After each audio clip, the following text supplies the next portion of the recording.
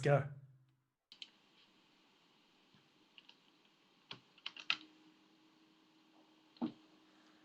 Hello there, gamer friends all around the world. Welcome to the Mind Sports Olympiad 2020. My name is Chris Polar Fung. With me is Steve Raine, the one, the only, the Kingdominion himself, Mr. Steve Raine. Please say hello to our guests out there on the internet. Hello world, as some computers would say. Yeah. Hello world, you've simply passed my Turing test. Now, for those of you who've been following all of the action for the last month or for the last 3 weeks or so, the Mind Sports Olympiad, we are the world's largest and most competitive board gaming tournament, and every year we are on the search for the Pentamind World Champion, the world's strongest board gamer for that year. And in that mix, we have an extraordinary board game for us all to play and observe today. This game called Kingdomino. Can you tell us a little bit more about this game, Kingdomino, please? So Kingdomino is a tile lane game, plays 2 to 4 players, but we're going to focus on specifically 2 and slightly more advanced versions. If you play Kingdomino at home, we're playing a 7x7 version rather than the 5x5. Kingdomino won Game of the Year, I believe, in 2017, which is the German Spiehl Des Jahres, which is probably the most popular board game award there is. There's loads of them out there, and it won. It beat some stiff competition, to my extent. And having since played it as a 2-player version, initially I played 4-player, I think the 2-player version is way more strategic than you think it is. We're going to be playing a version where you're putting tiles in a 7x7 grid. The way it works is a 7x7 grid with 2 players uses all the tiles in the game, so they all come out there.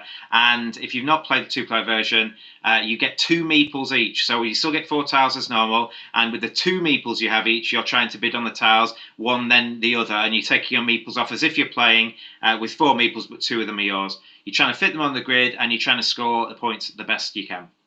Which we'll see in just a little while. If that explanation was a little bit fast for you, don't worry, friends and family. We will be explaining the game with all kinds of pretty pictures, so that you can learn not only how to play the game but to dominate it. Because Steve, we're lucky enough to be featuring some of the strongest board gamers, not only in Kingdomino, but the strongest board gamers in the world this year, as we navigate through this game. Which on the surface, it's actually really simple to play. But it's really difficult to master. A lot of counting. This is a victory point game, so it's all about laying down your dominoes to try to build the most beautifully connected kind of map, kind of territory. And we'll look into exactly how the Kingdomino rules allow us to do that in just a little while. Now, I wanted to talk a little bit about this Pentamind World Championship. For those of you, actually, no, before that, we should talk largely about the Mind Sports Olympiad. This year, the Mind Sports Olympiad, we've moved online. Traditionally, we are a tournament run from the United Kingdom out of the JW3 Centre in North Finchley, to be exact. And for the very first year, with the advent of COVID, our heroic leader, our glorious leader, Eitan Ilfeld, has decided to move our tournament online. This year, all of our events are free to register, and there are fabulous prizes up for grabs across the tournament schedule. We have over something like 90 different tournaments and 15 world championships. We've got the world championships for Carcassonne, the 2-player variant, tomorrow, actually, which Steve and I will be commentating. We'll be your hosts over. But actually, Steve, could you show us the fabulous prizes that are on offer today? Apart from, there's all kinds of other. We'll talk about the other prizes later, but check it out here. So it's a pretty brutal prize structure. Only the first and second place will be winning stuff here, and we've got our fantastic friends over at Kingdomino have managed to put together these fabulous bundles. For first place, we've got this. We've got the Kingdomino trophy, which I haven't seen before. I'm looking forward to seeing that. Copies of all of the Kingdomino games, promo items, and 2 free mystery games. And the runner-up gets 1 mystery game, as well as all of the rest of that fantastic that fantastic range of prizes which you just see there. Steve, could you tell us a bit more about the other prizes on offer? So the Pentamind Championship, the medals, the pride. What else is on offer here for the people? So for every event, there is a medal you can get. So I got one from last year. It's somewhere behind me somewhere. I can maybe get it for you in a bit. But you basically, as long as you register A lot of these events you can just play on the site. If you turn up on the site and you can play, but if you also register the MSO and if you do top 3, you get one of these fabulous medals. Also, if you're a junior, you get these medals as well, and they're pretty decent sized stuff. Each individual event, obviously, you can claim to be at certain events. Obviously, tomorrow is the World Championship for Carcassonne, the 2-player variant, so you can claim to be a Carcassonne World Champion if you win. Same with things like Entropy and some of the other events throughout the week. They not only take part in the Mind Sports Olympia themselves, but they kind of double as the World Championships of that type of event. There's a lot of abstract games, but as you can see, there's a lot of less well-known abstract games in terms of obviously they're not just the chesses and the backgammons and the goes, but you've got things like Kingdomino, Ticket to Ride Catan, Carcassonne, all that sort of stuff too. So there's loads of different scope. You don't have to be able to play everything to enter. You can just play the ones you like, which is what I've been doing this year.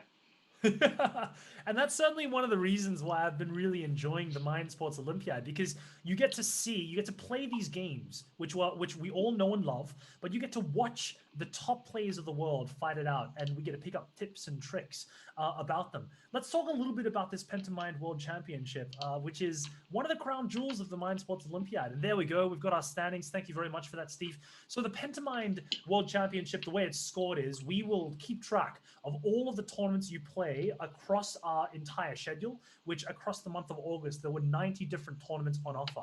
And you'll see for each of those tournaments, you'll receive a mark or a score out of 100. And that depends both on your placement in the tournament, as well as how many other players played that tournament. Quite simply, the top 5 scores across the end of all of our games wins the Pentamind World Championship and that coveted title of the world's most rounded, the world's strongest board gamer. And this year, our field is ridiculous. Can you tell us a bit more about how competitive it is this year, Steve? Yeah, sure. Yeah, it's definitely competitive. You can see that the scores there with the 90s and the 97. You can see how close all these scores the players at the top have. Ankush has got a bit of a lead. There's definitely a fight for silver and bronze currently, but there's still over a week to go. So you can see those changing. But basically, your best 5 scores count. You can see that Ankush has got a 99. I believe that was in bridge. He won one of the very first weekend bridge events. This is Maciek Brzeski. I'm pretty sure I've butchered that in some way, but he's done pretty well as well. He's got I think that's Pot Limit Omaha heads up. I think he did pretty well in that. Andres Kusk, I believe he's won this 3 or 4 times before. Ankush has won it 3 or 4 times before. So you can see the caliber of players, even though it's gone online and there's a worldwide audience there, the players who are rising to the top live are still there. We're going to see a few of the players in today. I think Jordi Alexander's in Kingdomino, which is actually about to start in a sec. We've also got Ricardo Gomez and David Jameson there in the top 20. If we move down this list a bit, we'll see them too. But I believe, if I just check over to the page now, I believe in no minutes it's about to start. So we're ready for our first match any moment now. How exciting! Now you mentioned the gentleman, the man, the myth, the legend, Ankush Khandelwal. He's young and he's single, ladies or gentlemen. if that's how he. Well, jokes aside, Ankush Khandelwal is considered by many to be the world's strongest board gamer, and he's very well admired in gaming circles. He's very young. I think he's something like 28 years old. He's on the United Kingdom bridge team, and he's won the Pentamind World Championship for the past 2 years running. He's extraordinarily well respected, and for a very good reason. He's one of the way that he thinks about the game and the way that he works through his calculations is beautiful to see. And that's actually one of the most difficult things as we go through these games. How do we take these abstract games like Kingdomino? How do we understand how to be better? And let's actually dive straight into the game. Steve, could you introduce our 2 players, please? Yeah, so I don't know who Games 741 is, but Noah Concepcion is Noah Concepcion Martinez. She's one of the Spanish juniors that Paco brings to the MSO every year. I believe she was top junior last year, and in the Pentamind standing, she's either one of the top juniors or top women. I can't remember which way around she is, but she's right up there. So she likes abstract games. I've played against her, I think, in Corridor, and she beat me at that. So she knows what she's doing in these little 2-player. Although it looks nice and cheerful and relaxed, this is an abstract game at heart, especially in the 2-player variant. So Noah Concepcion is certainly one of the stronger female gamers in the world, and she comes from a gaming school that Paco, Dario, what's Dario's last name? I can't remember his full Dario name. De Toffoli. But it's Paco Della Banda and Dario De Toffoli. Dario's from Italy. Excuse me. Excuse me, excuse me. So, Paco has a school over. I can't remember the nation where he's got his school. He's at the Canary Islands, I believe. Canary Islands, and he's Mm. got this school where he takes children and he shows them how to play really high level strategy games, and then they fly all around the world as a way to explore education and how to think. But let's actually dive into the action today, Steve. And we see that the action has already started with No Concepcion playing the green pieces. What is this game, Kingdomino, Steve? What are we doing here? So at the end of the game, basically, there's a method of acquiring tiles. So once you've got your tiles, you're placing them next to your castle. You've got that castle in the start here. You can see the green castle there and the blue castle there. Noah's playing green, so we'll just focus on hers for the moment. But your castle is wild. Everyone wants to live near the castle, so you can put grassland and desert and water. Yeah, everyone wants to do that. But as you're placing tiles later in the game, as your kingdom expands, you have to place a tile so that at least one of the terrains touches. It's not like Carcassonne where it all has to match. It just has to match something. So if later on they get something with forest or desert on, they can pop it above or to the left of the desert or to the right of the forest. If they get something that hasn't got either of them on, they need to be able to put it next to their castle, or they can't place it. And at the end of the game, you're going to have a 7x7 grid as best you can. Sometimes you might not be able to fill it because you've been done in a bit. And then you'll score each region in your grid. And what you do to get the score, it's dead easy. You count how many squares are in that particular type of terrain, and then you multiply that by how many crowns they have. So currently, you can see that Noah's score is 2. She has a desert region that has no crowns, so that doesn't score anything, because 2 times nothing is, Chris? Nothing. Zero. Zero. And then she's got a single forest space with a crown. That's 1 point. 1 times 1 is 1. And then here they've got like a wasteland space. 1 times 1 is 1. So you're trying to build terrain which has a lot of crowns and a lot of spaces. That will get you the most points. For those of you who don't know, which would be a vast majority of you, Steve Raine at one stage, before he became a depraved gamer, was a high school music teacher, a high school maths teacher, excuse me. Close. Now, so you might notice that over the right-hand side of the board, we have these little green kings and the blue kings played by the games 741 is playing the blue pieces and No Concepcion is playing the green pieces. Now, you might notice also over the right-hand corner, we've got 1, 2, 3, 4. So generally the highest scoring tiles, the tiles with crowns on them, will appear later in the turn order, in the tile order, and that's something that's in the game rules. So from the top down, starting from the top down, you take your king, you take your piece, you place it on a new tile, which is exactly what we just saw No Concepcion do, and then you add that tile to your kingdom. Both players are in this 2-player variant. They're looking to create a 7x7 grid, and the penalty of not being able to add a tile to your kingdom is actually quite massive because you lose out on points.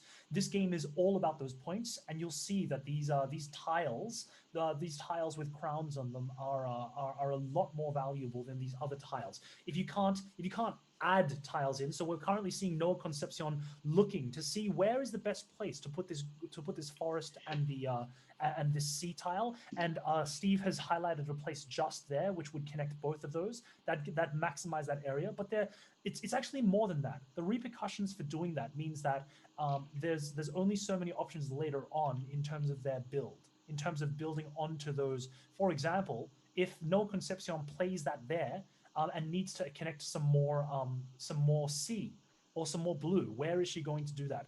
And so you've seen her solution differ slightly from Steve's. She didn't connect the blue. She didn't move it to a horizontal to a vertical alignment. She ended up moving across. And that also has limitations because we're building 7x7 grids. So you cannot lay your tiles such that you have more than 7 tiles. So her next addition onto that long row will have to be in a vertical alignment, which we're currently... Off you go, Steve. Sorry. Yeah, so you can actually place another one here, but your castle won't finish the game in the centre. So to get an extra 10 points, if your castle finishes the game in the centre of what would be a 7x7 grid, you get those extra 10 points. Although it's actually legal for her to place one here, it would then lose her 10 points doing so. Oh no, I meant, excuse me, I meant that she can't place a tile horizontally. Apologies. Yeah, no, no, Yeah, no, yeah. no. It's really good distinction to make. But this idea of the Middle Kingdom rule. Can you tell me more about the Middle Kingdom rule, please, Steve? Yeah, so the two optional extras you have, and I think they kind of give you some stricter things. The two optional extras you could have, one is the Middle Kingdom rule, and the other is Harmony. We're not playing with Harmony today, so the penalty for not being able to place a tile isn't as harsh as it normally would be. You just lose out on the benefits of having more tiles in your grid. But the Middle Kingdom rule means if you finish the game with your castle in the centre, you score 10 extra points. So I don't think we'll ever see, realistically, at this sort of level, people just forgoing 10 points by forgetting to put their castle in the middle. But if you don't play with that rule, you might find some slightly more oddly shaped things. One thing we did mention at the start is that the castle is wild, and you'll notice that Noah has completely surrounded her castle, and Games 741 has not, which means at the end of the game, game 741, if they pick a tile they can't place, it can always at least put it next to their castle. Noah might find herself not being able to place a tile later on in the game to her detriment. That limitation is actually massive. So you will see at the highest levels that players will do their best to do exactly what Game 741 has done and to allow at least one of those squares to be available. Now, that isn't to say that Noah is clearly behind or that Games is clearly in front, because it all depends on the texture of the board that you're creating. If you have a look at Game 741, for example, if you look at the cave, the cave tile that he or she has placed, it's isolated from being able to be placed with other cave tiles. Whereas if you look at Noah Concepcion's board, she can still add tiles such that that tile can be connected and therefore increase her scoring chances for that tile type. So it's all about that. It's all about this idea of laying your dominoes, laying your tiles in such a way that you get the most multiplier effects. Speaking of which, if you're ever confused about the point scoring, to just underneath each player's names, you have a live updated score on what those points are. Of course, that doesn't take into account how much people can grow. For example, the cave scoring tiles would certainly have a higher ramification for Noah than for our green player as our blue player, because our green player can actually add them into the tableau, whereas our blue player cannot. They've reached their seven tile limit of moving across. We said so. We said we'd never see it happen, but actually, Game 741 is not going to finish with those 10 points. They've gone 4 to the right of it, which means they've already fixed horizontally, haven't they? Which means this won't be in the centre at the end of the game. Can we clarify that, Steve? So does for the Middle Kingdom rule, does your castle have to be in the exact center of Correct. the There has to be 3 to the right, 3 to the left, 3 to the top, 3 to the bottom. And so they've already fixed their width. They haven't fixed the height yet. They can still place one above or one below their current height because their height's only 6. But their width is fixed at 7, and their Middle Kingdom won't be in the middle now. This is a very interesting moment here. Blue, Game 741 has the option of taking the number 4 tile over the right-hand side, which would add 3 crowns in cave. But it's the issue that we spoke about before. They cannot add that in such a way as to improve the scoring of their own cave. But if they don't take it now, Noah will almost certainly take it, and therefore give Noah those points. So really interesting decision there by Game 741. Yeah, I mean, they could just take the one that's best for them, you see. This one they've taken at the moment currently scores them 12 points. It will score them 2 points per grassland space, and they've already got 5 on the board plus the one itself. So it's going to score them actually 13 points because it gets one from this as well. So that's really worth 13 points, yeah. Yeah, that multiplier is really strong. So especially this is in the family of games called drafting games, and in drafting games, particularly 2-player drafting games, you frequently have this value proposition. Is it better to help me or is it better to hurt you? So if there's a tile that's really, really good for you, would I rather waste my turn and take it from you? If you're a Magic player, the term is to hate draft someone. Is it better to hate draft someone or to help build my own tiles? And certainly, Game 741 believes that it's better to help himself, and it's. And we've just seen Noah take those points there for tile number 4. I would be surprised here if if game 741 allows the second tile in this placement to go forward. However, the number 1 tile, the double forest tile, is also scoring quite highly for game 741. So both of those options are very available.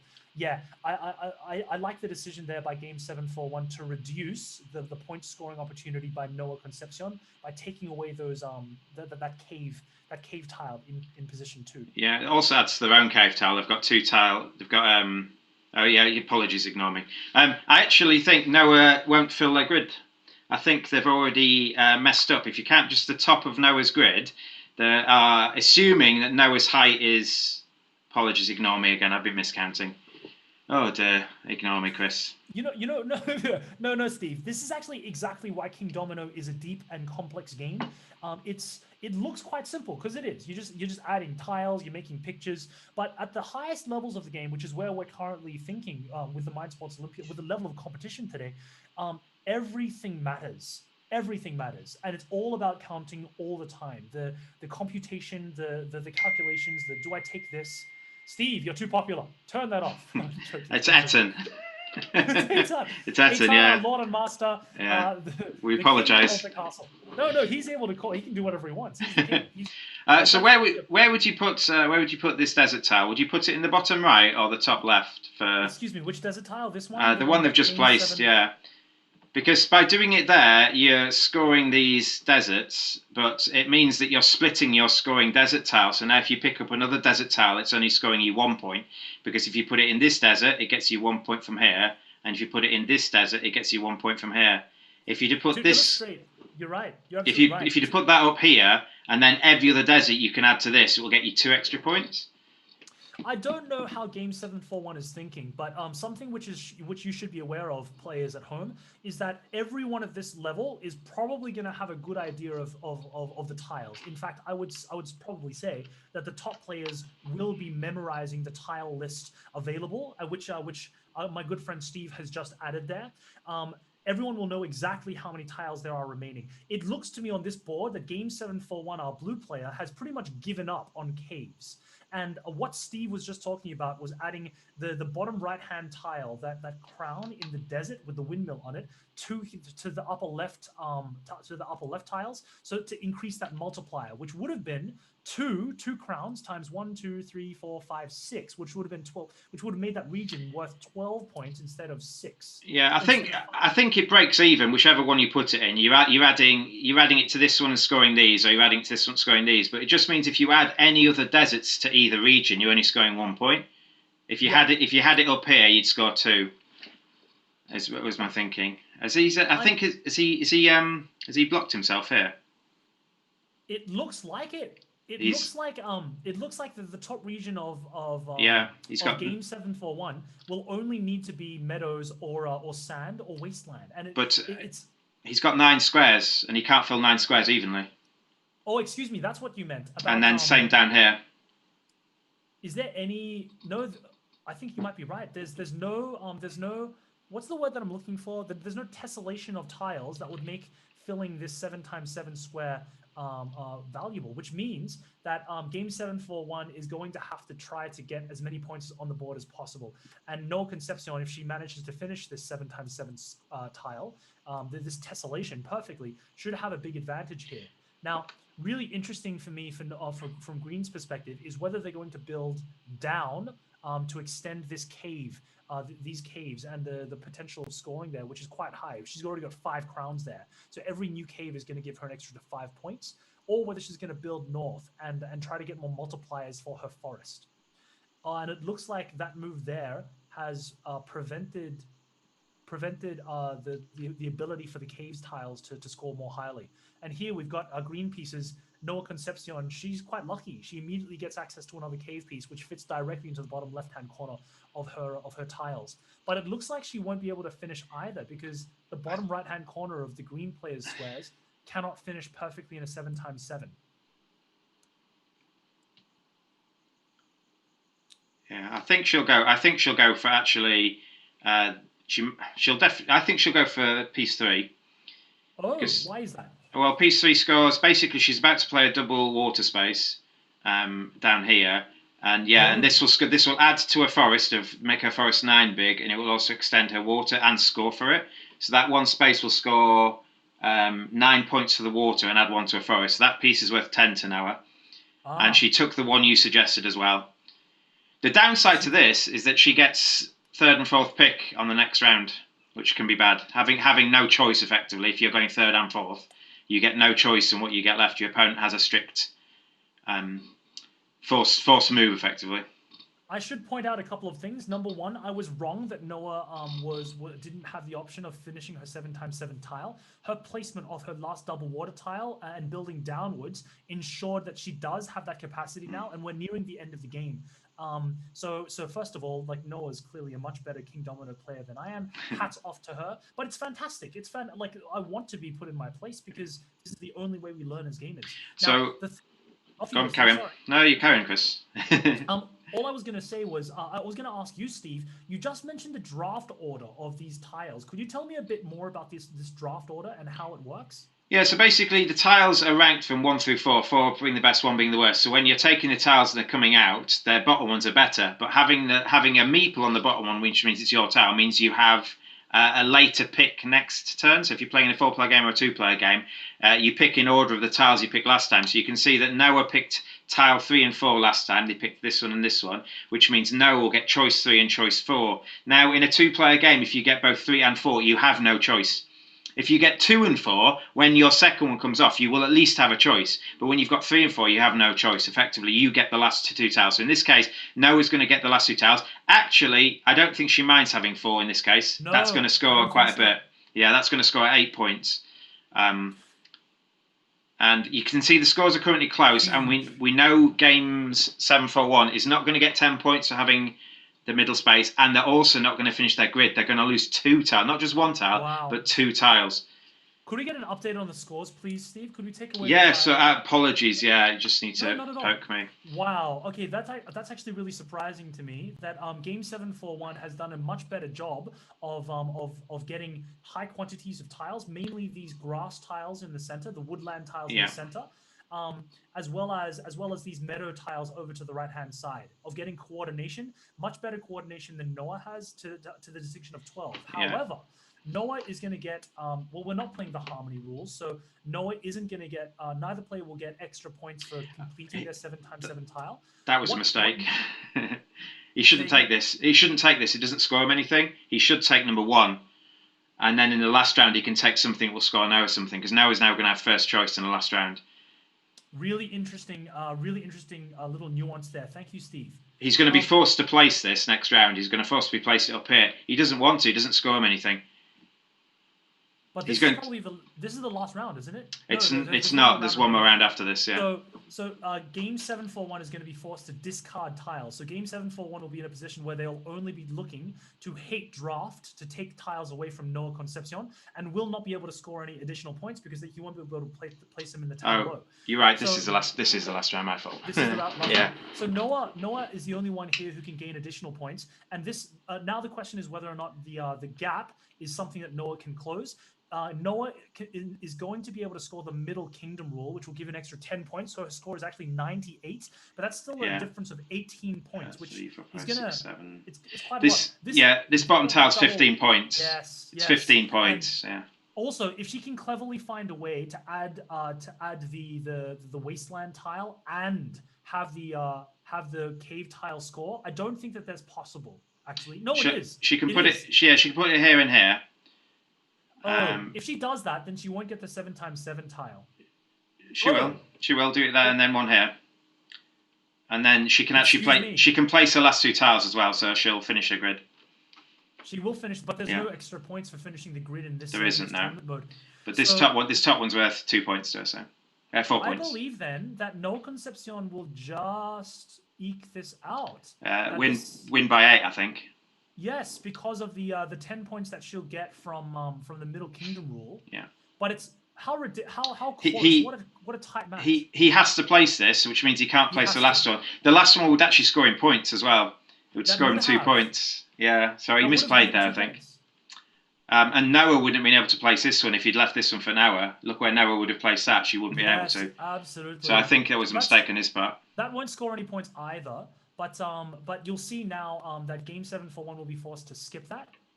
Yeah, I threw the last one away. And here we see the board game arena scoring the points, and we see the plus 10 points for the centered kingdom, and it's exactly as you counted up earlier, Steve.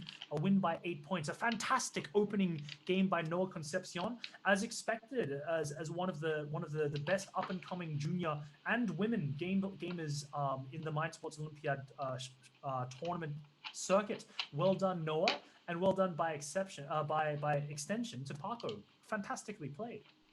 Yeah, that was really good, really good. Nice to see. Hopefully, if you are watching in and you didn't know how to play, you have an idea now of what's going to play. We're probably going to have a look at maybe one of the other matches from someone we can pick out of the list, anyone we know. There's Emily. Let's have a look at Emily's match, if you'd like to look at Emily's match. Emily is Mike's fiancée. They're taking a bit longer. Dixon. Yeah, Emily She's Dixon. Also a teacher. She's a science teacher, and she's extraordinarily vivacious and very intelligent, super intelligent. Shout out to you, Emily, out there. And I'm not just saying that because I like Mike. You're awesome. You're awesome in your own right. Okay, so T Anian has a double has turn time doubled for this tournament, and we don't seem to have. Do we have both players' scores there available? Oh yeah, I need to make that bigger, don't I? Because turn time's doubled. Right. So see if I can. So it looks like Emily is playing the yellow pieces, or no, the orange pieces. I'd probably say that that's orange more than it is yellow.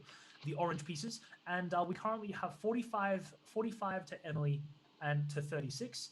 But we're still right in the start of the game. How do you rate these positions? Emily seems to have closed off all 4 corners of her king square, and T Anian seems to have one of those king squares still open. Who do you think has the advantage right now, Steve? If I'm looking for crowns potentially, it looks like it's sort of even. I think I don't know. I think it's pretty close, to be honest. This 9-point differentiation, I think, is going to be eaten up in a heartbeat. We're about 2/3, I would say, through the game, and it seems like a very low crown scoring game so far. Yeah, I think Emily's actually she's split her kingdom into 2, and again, if you count the empty spaces in this side, there's 2, 4, 6, 8, 10, 11. This is an odd number, and you can't fill out with dominoes. So Emily's going to have the same problem as game 7-4-1 had. They're going to have 2 single spaces at the end of the game. They're going to have to throw 1 tile away. I'm actually really interested in Emily's ability now that she has access to this number 4 tile over to the right-hand side, which on paper looks like it's going to score quite a number of points and expand her meadows quite a lot. I wonder why T Anian chose to allow Emily to get that, and in exchange chose to take these wastelands, which would have been a little bit harder for Emily to score. I think sometimes there's an incentive to take the top tile because you want first pick next time. So if you think these are okay, but if I go first, I might have a better choice next time. So sometimes that kind of plays into your mind. They'd already taken tile 2, which will score this field down here, and potentially they're just going to expand this wasteland space. Yeah, and we've just seen that pay off now with the very highly scored triple crown for the caves, which I'm imagining. They've got 2 choices. They've got two choices. Yeah. So in this case, they get first and second choice, which means Emily gets none. So sometimes really powerful. Yeah, I think so. One of the key strategies that high-level players at this level certainly employ is this idea of depriving your opponent of crowning tiles. You can't do it forever, but you can do it for little passages of play, as we just saw, where one player, T Anian, chose the first and second placements last turn as well as the turn before, leaving Emily with fewer choices in her tiles. Of course, that's made up for by the fact that those tiles would happen to be more powerful generally, but it's a calculated risk. Do I give you that access now so that I can cut you off later? And we've just seen exactly what we predicted. T Anian going for that really high-scoring triple cave crown, which is going to be worth a lot of points. The caves, of course, being less numerous than the other tile types. Yeah, so I think that's a particular. Sorry, off you go. No, I think that's a good tile for Emily to get anyway, because she's going to get the largest amount of points will come from sea and grassland. Her grassland's already scoring quite a lot. She's going to be adding this to the grassland, and the grassland is then going to be scoring 4 lots of 7, so that's going to be scoring 28, which is pretty much, close to half a score, not quite. And then the water as well. She's going to get a 5th crown in the water, which means every other water tile she adds scores 5. What she'd be looking for? I only count 4. I only count 4. She's going to be adding another one. She's got tile 3. Can she expand towards the? She's got another row at the bottom. She's only got 6 high. Yeah. She's got another row at the bottom if she wants it. That was my only concern for Emily, that she was running out of real estate room, and where my next question was, where was she going to continue to place water tiles? But the fact that she can expand south is really happily solves that question for Emily. It looks like Emily's got a pretty good coordination here on her water tiles and her meadow tiles, which is as you pointed out earlier. I'd like to take the moment to draw attention to the ticking time bomb next to both Princess Emily's name and T. Anian. We have really unforgiving timing rules here. You get I believe it is 15 minutes total on your clock, and it's just like chess. If you run out of time, you lose the game, regardless of regardless of what your point score is. If that hits 0, you lose. And we've got a very big time disadvantage to Emily right now. So while she's ahead on the clock, she is behind. So while she's ahead on point, she's very far behind on the clock, and it's continuing to tick down. I think she's going to time out, actually. I know that I hope she doesn't, because I know that she's a very smart gamer, and I know that she is generally aware of these kinds of what am I thinking of? The different things that we have to pay attention to. I'm having a word blank, which is bad because I'm supposed to be talking right now. The different concepts, the different things that you have to pay attention to. Oh, let's just talk about that. Different things you got to pay attention to. Yeah. So Emily it would be heartbreak for her, I know, if she timed out. If anyone timed out, especially in this tournament. Yeah, I think this is pretty harsh. I think actually, if you look at the scores, it's going to be about. When this last water tile goes down, it's going to be close to 100 points for Emily. So she's got a pretty big lead. Neither are going to fill their grid completely. You can see already that Tianian has already got a gap on the left here, and then they're going to have a gap here as well. Yes. So, but that doesn't matter so much in this tournament setting, because we're not playing with the harmony rules where you have to fill your grid. The only downside is that you have to skip tiles and lose out on scoring opportunities. yeah. Now, Princess Emily Dixon, you're down to 10 seconds. And unfortunately, with any tournament that is online, there may be the potential here of connection issues, which I'm hoping aren't going to really affect her. I know that this would really break Emily's heart, because she's in such a commanding position here, ahead by a few points now, 25 points. It's still a considerable lead. I think what happens is that Tianian gets the opportunity to win the match. There becomes a button at the top of Tianian's page, and everybody runs out of time, that they can say, okay, I'm going to win. Basically, I'm going to accept a forfeit because you've run out of time. And if they're nice, they don't have to press that button. And so I think if Emily does go into the negative time bank, it's not guaranteed she's going to lose it, only if their opponent, which they have the legal right to do so, ends the match. I'm a really contentious point of view, and particularly with sportsmanship being one of the highlights of the Mind Sports Olympiad. I think that with tournament play, that it is completely defensible to accept that, because the time constraints are a big part of the game. It's not just who plays the best moves; it's who plays the best moves fastest, and that's particular for this tournament. So I don't personally have an issue here with T. Anian choosing to make Emily forfeit. How do you feel about that, Steve? I don't think so. I think that's in the tournament rules. But obviously, if there's been some connection issues, or if they've been chatting at the start of the match, and Tianian says, "This is my first game. What do I do?" and Emily's been helping them out, you never know what happens. In that case, I would expect Tianian to just keep playing until either the game ends or the tournament says you've had too long. Either way, it's an expression of sportsmanship here to allow the game to continue, and T. Anian seems to have chosen to allow the game to continue as it is, to let the game play out. Because as we've just seen, Emily has moved into the negative time limits. Yeah. And I don't think that there's anybody here who would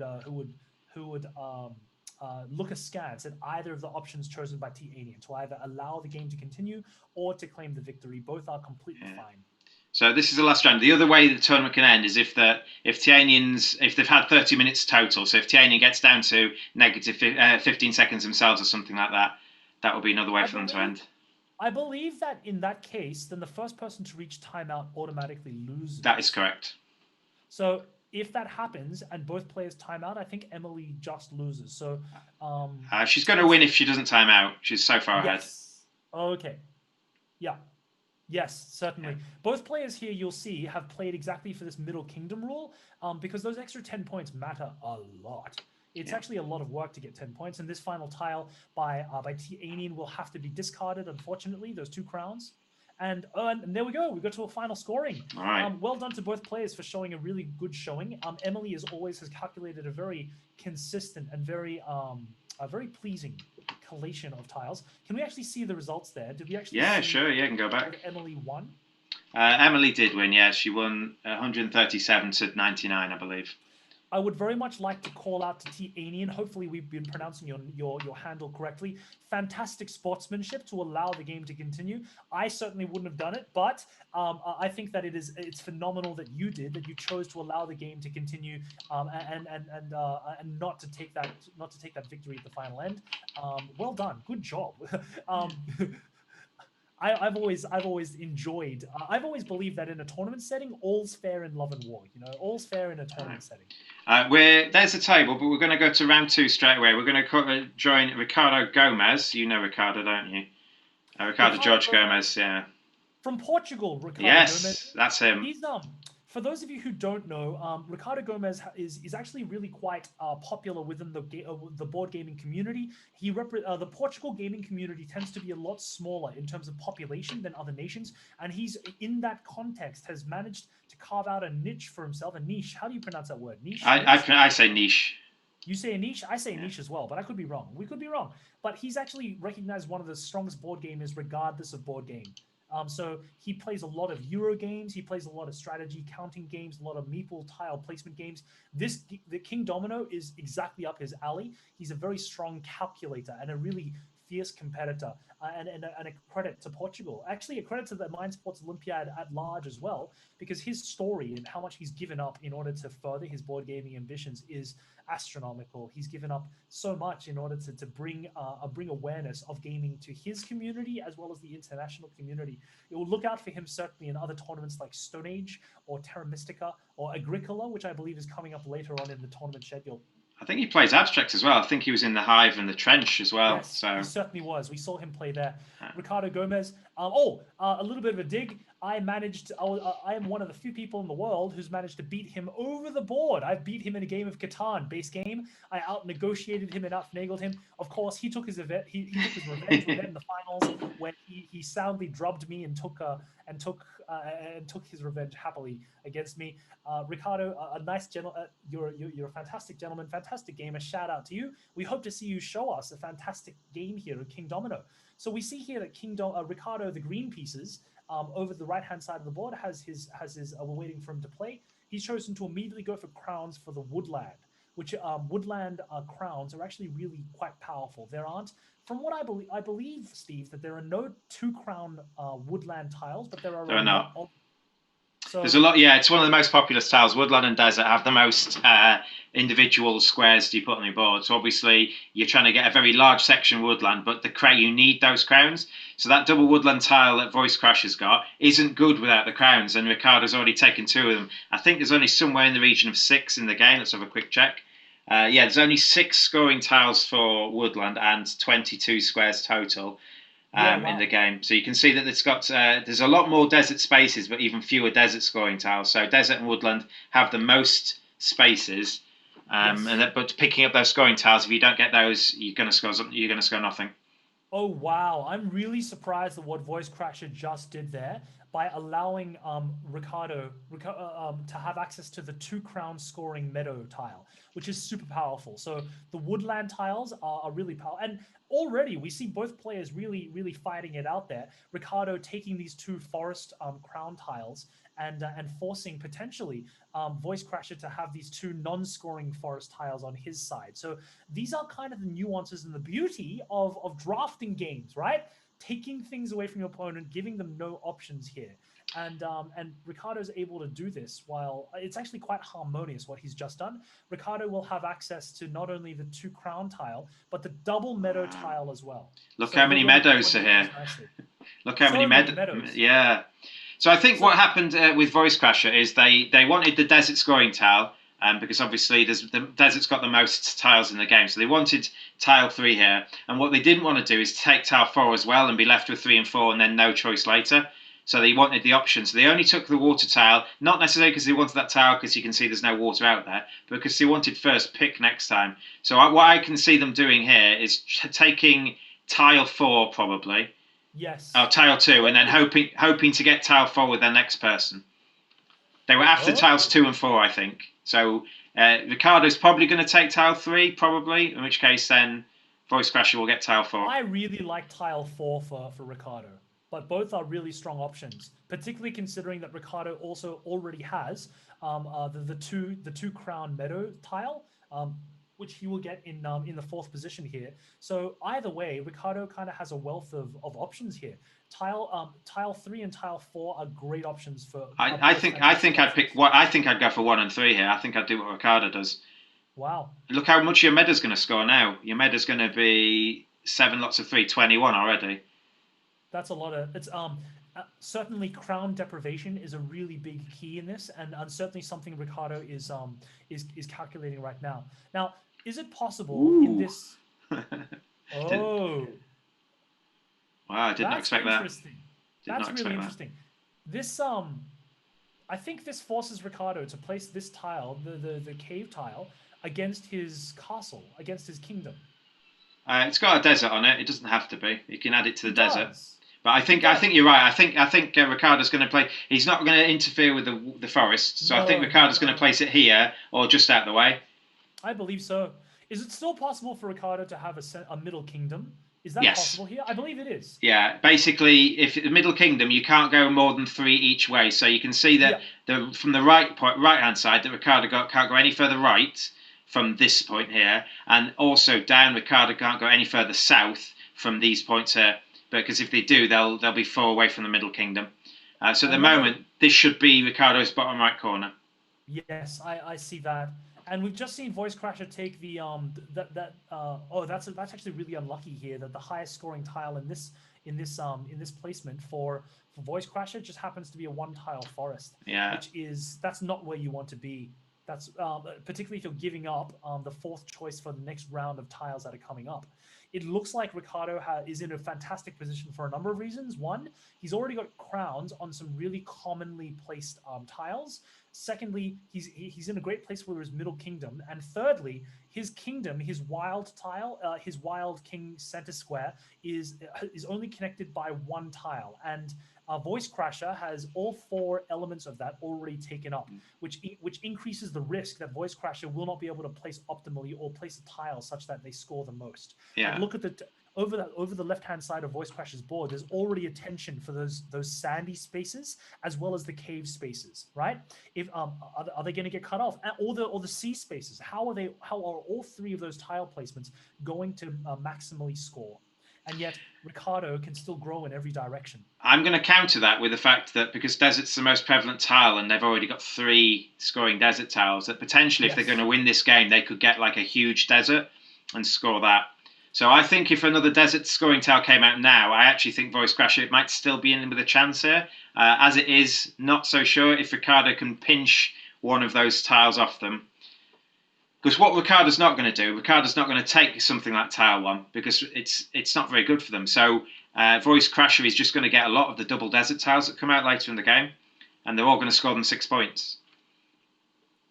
Well, the first placement that Voice Crasher has just made is on this tile 3. This 1 crown water and the desert tile.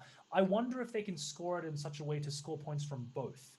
They'd have to place it somewhere like here and then hope to fill this space. So if they put water desert and then fill this with a desert, that would be how you do it. Alternately, you could place it exactly in this current orientation, with the sand connected to the windmill and the water. Yeah, exactly there. Now, I've sat across with from Ricardo, and I've played with him a little bit. I can guarantee you that he's constantly thinking about the value proposition of hate drafting now. So I think that he's going to be aware of the massive scoring potential that Voice Crasher has with Sand, and he'll constantly be weighing that against one, his position in terms of picking for the next set, as well as his own scoring potential. Once he took tile 2, he was always going to take tile 4, though. Yes, absolutely. One terrible thing to do is to put yourself in a position where you have no scoring multipliers, no crowns across a number of tiles that you've cultivated. So Ricardo has managed to fix that problem by getting access to at least one water tile with a crown on it. I think this is interesting from Voice Crasher's point of view. Do they take this tile which is best for them, or this tile which is best for Ricardo? This tile scores Ricardo a lot. Let's see. Will Ricardo take that number 4 tile? He will now, yeah. It's really interesting that while Voice Crasher has really strong sand, really strong desert tiles with all those crowns, Ricardo has very little. You know, he cannot. It's very difficult for Ricardo here to score on those desert tiles. And similarly, while Ricardo has really strong wood, it's actually not that much stronger than what Voice Crasher has. He's got really strong meadows, but Voice Crasher has terrible meadows. So it's always this really interesting balance of what are the things that you prioritize? How do you fight it out? Which is why a lot of people have praised Kingdomino. It's not as simple as, you know, always taking crowns. There are more considerations out there. I like the game because you've got lots of little decisions as the game goes on. There's no huge, complicated tactical turns. It's like, I've got a choice of 3 things on my turn, and where am I going to put it? Every time, and over and over and over again. And the best players will eke out slight advantages through all those decisions throughout the rest of the game, and come away with the points, I guess. A super interesting point you raise, and something which is echoed by a lot of the stronger board gamers who tend to enjoy this idea of micro decisions. That the more micro decisions that you have in a game, the more opportunity there is to express skill or to express a deeper understanding and consideration of what we're doing. And I hope for those of you out there listening into the internet and at home, I hope that you're starting to get a sense of why Kingdomino is one, the Spiehl Des Jahres for one, but is also one of the favorites of a lot of these new board gamers. A lot of these new board gaming players because of its seeming simplicity, but also really big depth. It is such a beautiful game. I agree. So if you were Voice Crasher, then what do you think? I think he's got lots of choices where he places it. Which tile do you think you take? Ooh, so the 2 crown for the cave is a lot better for Ricardo than it is for him, because his caves are really terribly placed. So he actually can't. He can go underneath. He's still got 1 row at the bottom if you need to. Oh, excuse me. So yeah. I think that's really an attractive option. The other option is to prioritize all of these deserts. I think that he's fine with those deserts. I like considering tile 1 here is actually really quite powerful for both players. Tile 1 is uncommonly powerful in this position. That 1 water tile. Yeah, and you also get first pick as well. And there we go. Time. And that's So the value proposition that Voice Crasher has is tile 4 more valuable enough to give up the first pick on the next board, or is it potentially the first pick on the next board going to be more powerful than the current tile 4? Interesting here if Ricardo ends up going for it with either 2, because as you point out, tile 2 is really quite powerful. It's worth 14 points to him, so I think he'll take tile 2. And he's gone for it. I think any tile worth more than 10 points, you should probably be taking, because you only get to pick what you get to pick in the game. You get to pick 24 tiles in the game. 24. And so if each tile's worth 10 points, it's 240. Well, the winning score is going to be about 130 something. So any tile worth 10 points, you should be taking it, I think.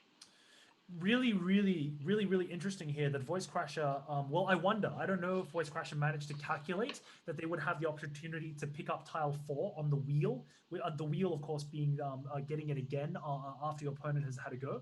But calculating what your opponent is willing to take and anticipating correctly is a massive skill, not only in this kind of drafting game, but for all drafting games. And there we go. Voice Crasher has just taken the 2 crown cave, which is almost certainly going to go towards the southern edge of the pink board. Yeah, it's it can't line up with both of them, because then you'll have a loose space. If you count again, what Voice Crasher's done, and this is what you should be doing. They've kind of fixed. This is now fixed, and this is fixed. So the height's fixed, And if you want this to be in the middle, the width is sort of fixed as well. You've got a column to the left 3. And so you've got, if you count round the edge here, 1, 2, 3, 4, 5. There's 10 spaces here, i.e. 5 tiles will fit round there. Yeah. And again, you're just trying to not lose a potential tile at the end of the game, score your points. So you might have been wondering why Ricardo was thinking so long about that last tile placement, and that's because he was thinking he was forced to take the last remaining tile, which was tile number 3 here over the left-hand side. But he was thinking about the exact placement of this tile, whether or not it would be better placed in the in the meadows like this, or if there's a better orientation to allow for more scoring.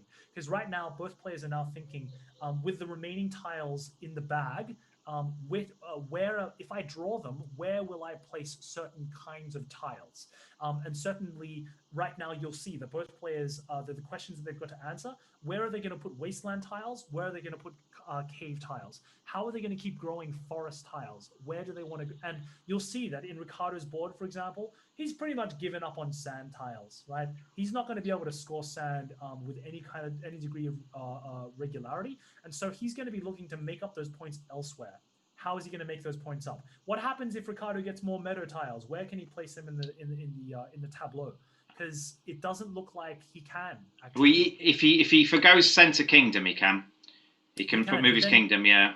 Which it might end up being worth that, because those 10 points, those meadows, each meadow piece now is worth a lot. 1, 2, 3, 4, 5, 6. Yeah. Is at least worth 6. So it really, and particularly if that meadow tile has a crown in it, which is going to be increasingly rare. So I think actually Ricardo's not in a great spot because their meadow's closed off and any water you add is only adding 1 point, whereas any water or desert that Voice Crash is adding 3 points. Exactly. I actually think Ricardo, although he's ahead, 12 points ahead, I actually don't think he's in. I don't think he's clearly ahead if he is ahead. No. It'll be really interesting here if Ricardo foregoes the 4 tile here. That 2 crown cave is really powerful for him. I think he needs something with crowns on it, but you might want to take tile 1 to deprive. Tile 1 actually fits quite well. Tile 1 fits here quite well. So I think maybe he takes tile 1 and then with his other meeple, he's guaranteed to get a scoring tile. Tile 1 is really powerful here. Yeah, I think so. I think that's right. I think that's a good. I think it's the right pick. Yeah. Tile 2 is actually really powerful for Voice Crasher as well. Yes, it does. It gets it adds another. Just for the water side. Just for the water side. But again, if they let Ricardo take tile 2, you can see Ricardo can put both tile 1 and 2 here and here. That would be brutal. I don't think that Voice Crasher can afford to give Ricardo access to tile 2. I think that's right. Ricardo's going to get access to this double crown cave tile. Yeah, I think so. Which is going to play really quite nicely. But I think that means that if Ricardo places that 4 tile, his wastelands are also not scoring. So having a quick look. Ricardo's got a column to the left still. Excuse me. I take back what I said. Thank you so much, Steve.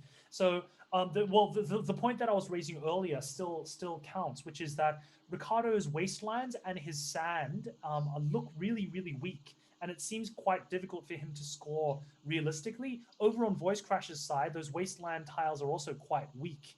And you'll notice that because of the luck of the draw, neither player will be able to.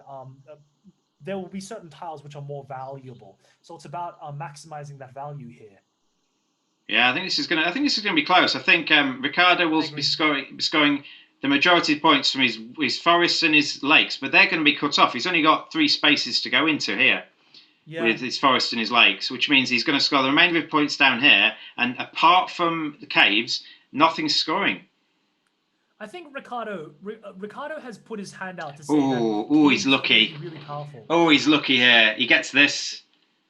The double. He gets this, which is that's lucky, I think. So Ricardo has, I think that this new tile placement over the past 2 turns has really improved Ricardo's position because he's basically got the highest scoring caves and the highest scoring wastelands now, and with a deficit now of 5 points, it's actually I think it's actually a lot less close than that. I think that Ricardo has clearly got an advantage now over the past couple of turns. Interesting. I guess this bottom tile doesn't score his opponent too much. And his opponent could actually, taking that off his opponent, that scores his opponent about 8 or 9 points. Tile 3 does. Yeah. And it scores Ricardo about 8 or 9 as well. So yeah, maybe that's correct. That crown for the it only goes to show the incredible power of the crowns for woodland.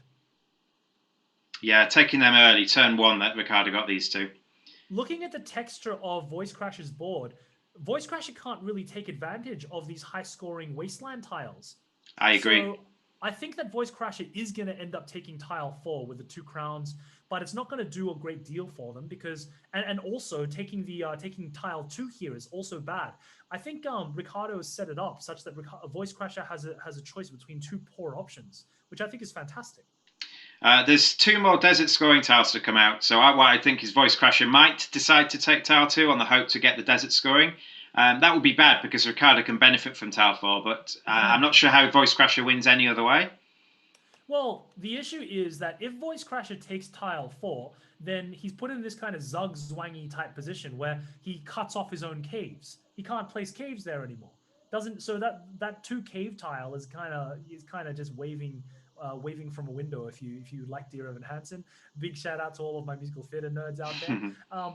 But it's I actually really like Ricardo's position here. This 4-point lead, and it's actually super close. It's super close. I think so. Every crown here is going to matter, and we're nearing the super. We got 3 turns left, as we can see in the infographic over the right hand side. I think Ricardo connects his desert up. The tile 3 that he's taken here, Ricardo can place here and connect the desert up. So if Ricardo can pick up one of the desert scoring tiles as well, because there's 2 to come still. If we look at what tiles are in the game, there are 5 desert scoring tiles, as you can see from the image. There are 3 already taken, so there are 2 left in the game. 2 left. Yeah. I think either player is very much in it. Yeah. It'll all come down to the texture of the final couple sets of tiles. Voice Crasher, you've done a shout out to you. You've done an excellent job, and this is a really tight game, super tight game. Yeah, I think Voice Crasher is relying on trying to get at least. Now the problem is where they've placed the tile they've put, they can't now get both desert scoring tiles attached to the desert. Yeah. Because you won't be able to place it and then extend your desert again. I think the next desert tile you place, unless you get a double one, will be the last one. And both desert scoring tiles are coming up on the last round of the game. Ricardo's done a really good job now of maximizing those desert crowns, and really unlucky for Voice Crasher that there are so many desert wasteland scoring tiles out there here, both for both 3 and 4. And so it looks like Voice Crasher. The best tile here is clearly that C tile with the one tile. I agree. So the one in tile 2. But here's the question, right? Can you really afford to give up 3 desert tiles, which Ricardo can very clearly add to his tableau? I think you take tile 2 and tile 4. Bear in mind, Voice Crasher's got first pick. I think you take tile 2 and tile 4. 4 is a deprivation to Ricardo, and 2 because it's the best tile for you. I agree. And it's actually really, I think that ends up forcing Voice Crasher to either waste the 2 wasteland crowns or to waste the two cave crowns that he's got in the southern edge of his board. So basically what Chris is saying is that if you're going to take tile 4, you're going to be putting it in this gap at the bottom, and it's either going to block this off or block this off. But I think Voice Crasher always knew that. Voice Crasher always knew that that their wastelands and their caves were going to be poor in this game, and they'd be relying on the water and the sand. Yeah. So basically, the last round there are 2 desert scoring tiles, and Voice Crasher will get one of them to go in this gap here. So Voice Crasher will get another 11 points for the desert tile. No more than that, 14 points. Is it a consideration for Voice Crasher here to take the number 1 tile to try to hope to get a better scoring tile next round, or does he have to take the 4 desert tile now? He's guaranteed a desert scoring tile in the last round because he gets second pick and there's 2 of them to come. Gotcha. So I think I would take this. The issue is that the triple cave hasn't come out.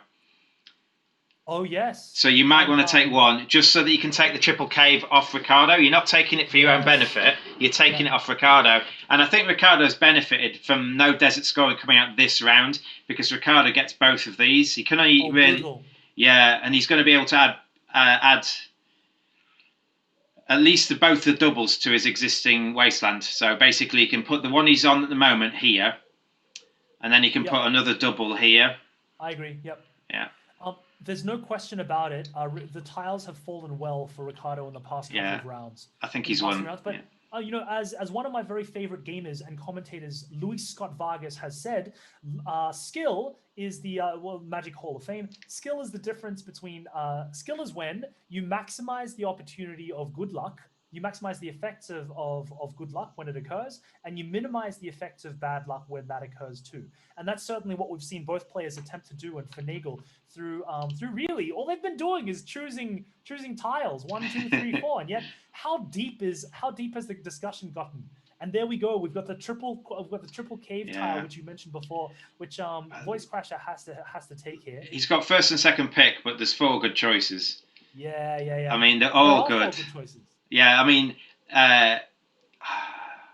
so this is where you can sit. I mean, he's got 3 minutes. You can sit and try and work out what the best 2 to pick are, how you do it. But I think Ricardo's like 20 odd points ahead. I just don't think you can catch him.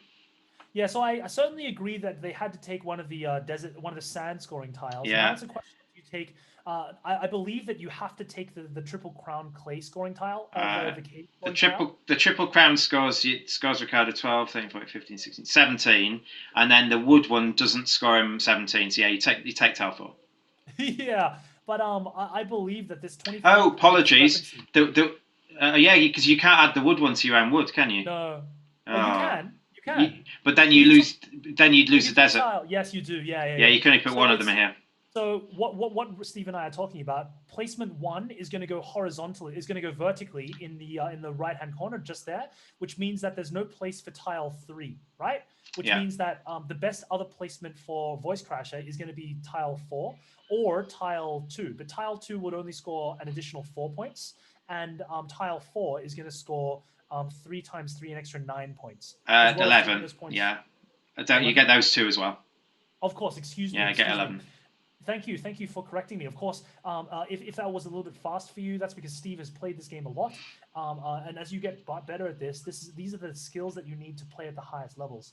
So we've just seen exactly what we predicted. Voice Crasher taking those 2 tiles, and with those 2 tiles remaining, I believe that Ricardo, it's all over bar the shouting, really.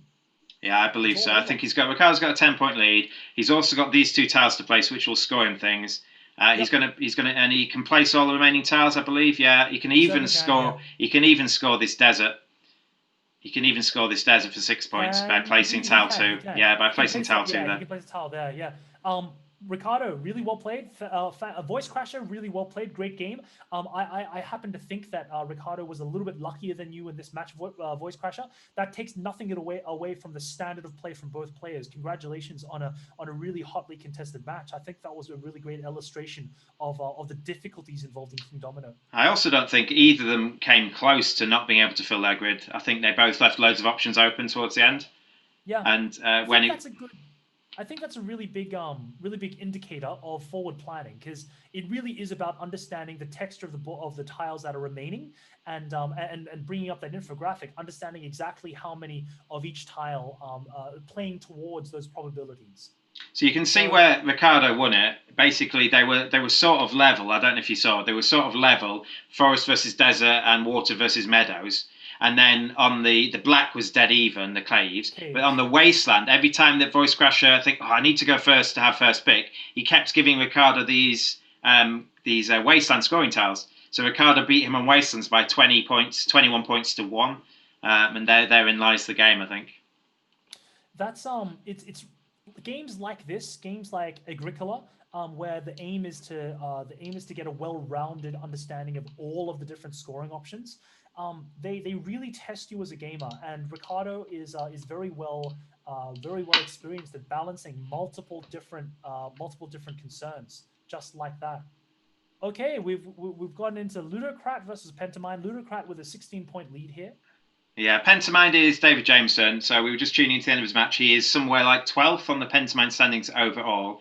We're going to try and keep you abreast of our Pentamind winners. So David, 10 points behind with 1 tile to place. I don't think he's going to do it because this last tile scores 5 points to Ludocrat, I believe. Oh, so Ludocrat beats by 2 points. Super close game. How tight. And I want to draw your attention, viewers at home. I want to draw your... Okay, sorry, Steve, off you go. No, look at the size of the score. 66 points for his Meadows. Wow, he got pretty much all the meadows in the game. 1, 2, 3, 4, 5, 6. Yeah, that's Yeah, that's six crowns times 11. yeah. Let's have a look at the The thing that I table. want to oh well, we're having a look at the No, no, standings no. right You now. you can talk. I've just moved to the standing. That's fine. Yeah, so in this tournament, we're going to be playing 5 rounds of Kingdomino in total, and it's simply 5 rounds of Swiss. So the Swiss tournament structure simply being that as you win, you're going to play against players of a similar score. So if you're undefeated, you will play other players who are undefeated. If you've been losing matches, you'll play other players who have the same number of points. And in Board Game Arena, you get 1 point for a win and 0 points for a loss, and half a point in the unlikely event that there's a draw. Although in Kingdomino, it's very unlikely that you'll have a draw. At the end of 5 rounds of competitive play of Swiss tournament, simply the player in first place will take it all. In the event that there is a draw, if there's a tie for the top 3 standings, we're going to end up with a playoff. And that playoff will end up simply being will depend on the number of players who are undefeated. So, how many players do we currently have registered in our tournament, Steve? Initially, sorry, I'll leave that on there and check elsewhere. Initially, we had about 80, I think, but some players were missing at the start, so some players didn't turn up to the event. So I'll try and find out an actual number for you in a second. I believe that if you have an undefeated player with 80 participants after 5 rounds, that that undefeated player will just win. The question then becomes, if we don't have an undefeated player, if we have a number of players on 4 wins and 1 loss. And I believe that it's possible to have a whole bunch of configurations where you have much more than simply 2 of those. So there's every potential, like we've just finished round 2, there's every potential that we'll have a playoff scenario, which will be organized by our good friend, our tournament organizer and fiance to Emily Dixon, Mr. Mike Dixon, who will be organizing that playoff scenario there. Yeah, I don't think you will get more than 1 person defeated with this many entrants, I believe. I believe you will. With 64, you'll get 2 undefeated players after 5 rounds. So with 80, you'll get at least 2, if not 3, I believe. Excuse me. All right. Okay. Well, we'll see. We'll see how the tournament shakes out in just a little while. We're waiting. I wanted to make. Sorry, off you go, Steve. Yeah, we're waiting on 2 more matches. So chat away, Chris. The thing that I wanted to draw everybody's attention to was how consistently some of the players that we've been watching have played towards that middle kingdom rule, that 10-point advantage or disadvantage. And the thing that I've been really most impressed by is this understanding of no matter what tiles come, I can still place them in my tableau. I can think ahead of time, and that I can maintain this option of a 7x7 grid, which I think requires memorization of the tiles that are possible and counting how many tiles are possible. But 2, the forward planning of, okay, what region, how am I going to expand this region? Where am I going to expand it to? How am I going to look at it in terms of the tiles that are coming up? How am I going to forward plan it? So there's a lot of thinking involved in this game, and I think that actually scaffolds really well for other games of this type. What do you think, Steve? Yeah, I fully agree with you. I think there's a lot more forward planning. You can see that when we were discussing the penultimate round in our last game, we're like, well, there's still 2 desert scoring tiles out and the triple cave one. And these players will know that. These players who've played this game a lot will know exactly how many scoring tiles of each type there are, how many the opponent has, how many they have, and how many are yet to come. So especially going into the last few rounds, there's more incentive. You know how valuable being first player is because of what is yet to come. If there's all the stuff you wanting or you're waiting for has already been, well, sure, don't bother taking the first tile. Take the tile that's going to score you points. But if it's still yet to come, you're like, do I risk going first? Because if I go first and it comes out next round where there's only 8 tiles left to come out, I'm going to benefit from it. Just as we saw in that last match, if you're keeping track of exactly what tiles are remaining, you can predict exactly what you're going to see in the final tile placement, and you can actually work backwards that way from about 3 rounds remaining. You can play in such a way to gamble on when you're going to see what tiles when, which is another really nuanced way of doing exactly what Steve was talking about. Finagling the turn order, specifically going for the first tile placement, so you can snipe the next.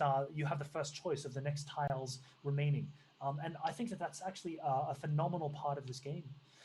I want to ask you a little bit more about this idea of preparation, Steve. with over 90 tournaments in the Mind Sports Olympiad.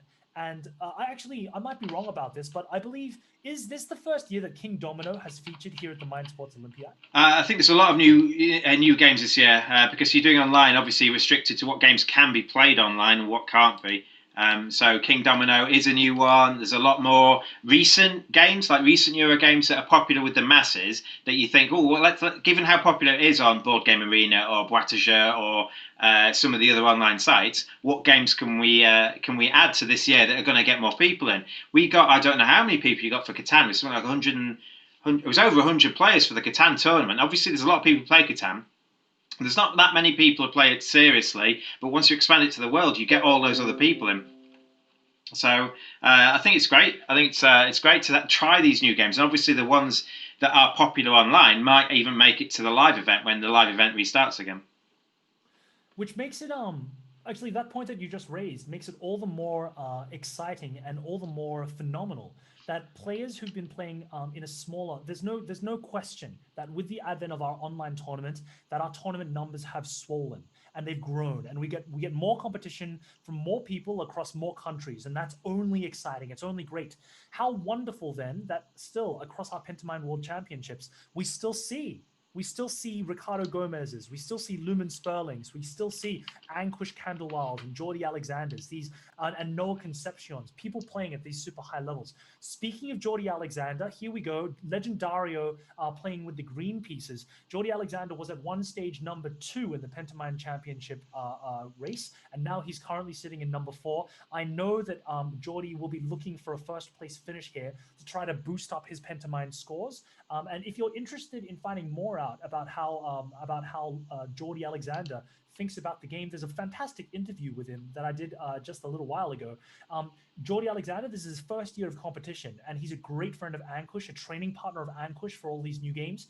He's managed to achieve a great deal of success in a very short amount of time, probably because of he comes from the poker world, so he plays competitive pot limit Omaha and Texas Hold'em, I believe, online, and he's also a stockbroker. So he does a lot of high level calculation stuff. A big game theory optimal guy. Fantastic to see how he thinks about this game. Yeah, it was an interesting choice. So there was only one scoring tile, one tile with crowns on the first turn, and Jordi neglected to take it. So basically, the way it happens at the start of the game, whoever goes first gets first pick and fourth pick.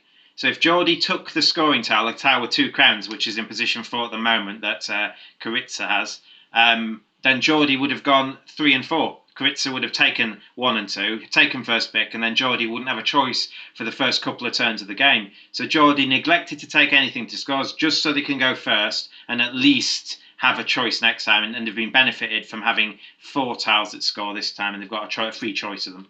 So it's interesting. Super cool. Super perceptive comment.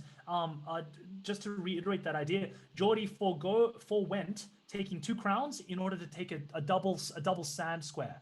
And it's simply happened that the next tiles were really well placed for Jordi, Legendario, the green pieces, because he's got that sand scoring tile, which we saw has these 1 crown sand tiles and the 1 crown wood tiles are actually really, really powerful in the right hands. In multiples, yeah. And right now we've got Legendario deciding on 2 things. One, where are they going to place this the third tile, which has to be linked to his kingdom. And secondly, which tile does he want to go for? Does he want to go for the caves or this one wood crown? And I think it's actually telling that the one crown for the wood is actually might be just as important as the 2 crown cave because of the prevalence of other crown of other wood tiles. And is it good to give Karitsa 89 access to 2 wood crowns right out the gate? It's interesting. That's interesting. I think I probably would take the wood one. You get to go third, and it also matches the tile you're placing. So it's extending 2 territories. It's not just extending 1. So I think it's close because bear in mind, if you do take option 3, you're giving Karitsa a second double cave space.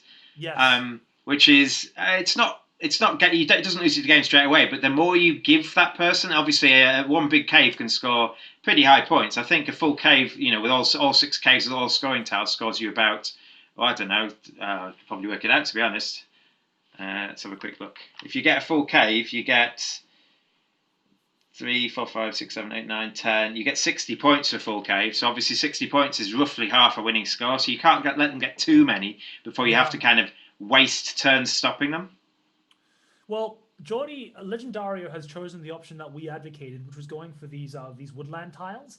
And it's actually the main thing here is in drafting games, you cannot stop your opponent from having everything. So you have to give them something. What are you going to give them? In this case, Dario has banked on taking these wooden tiles.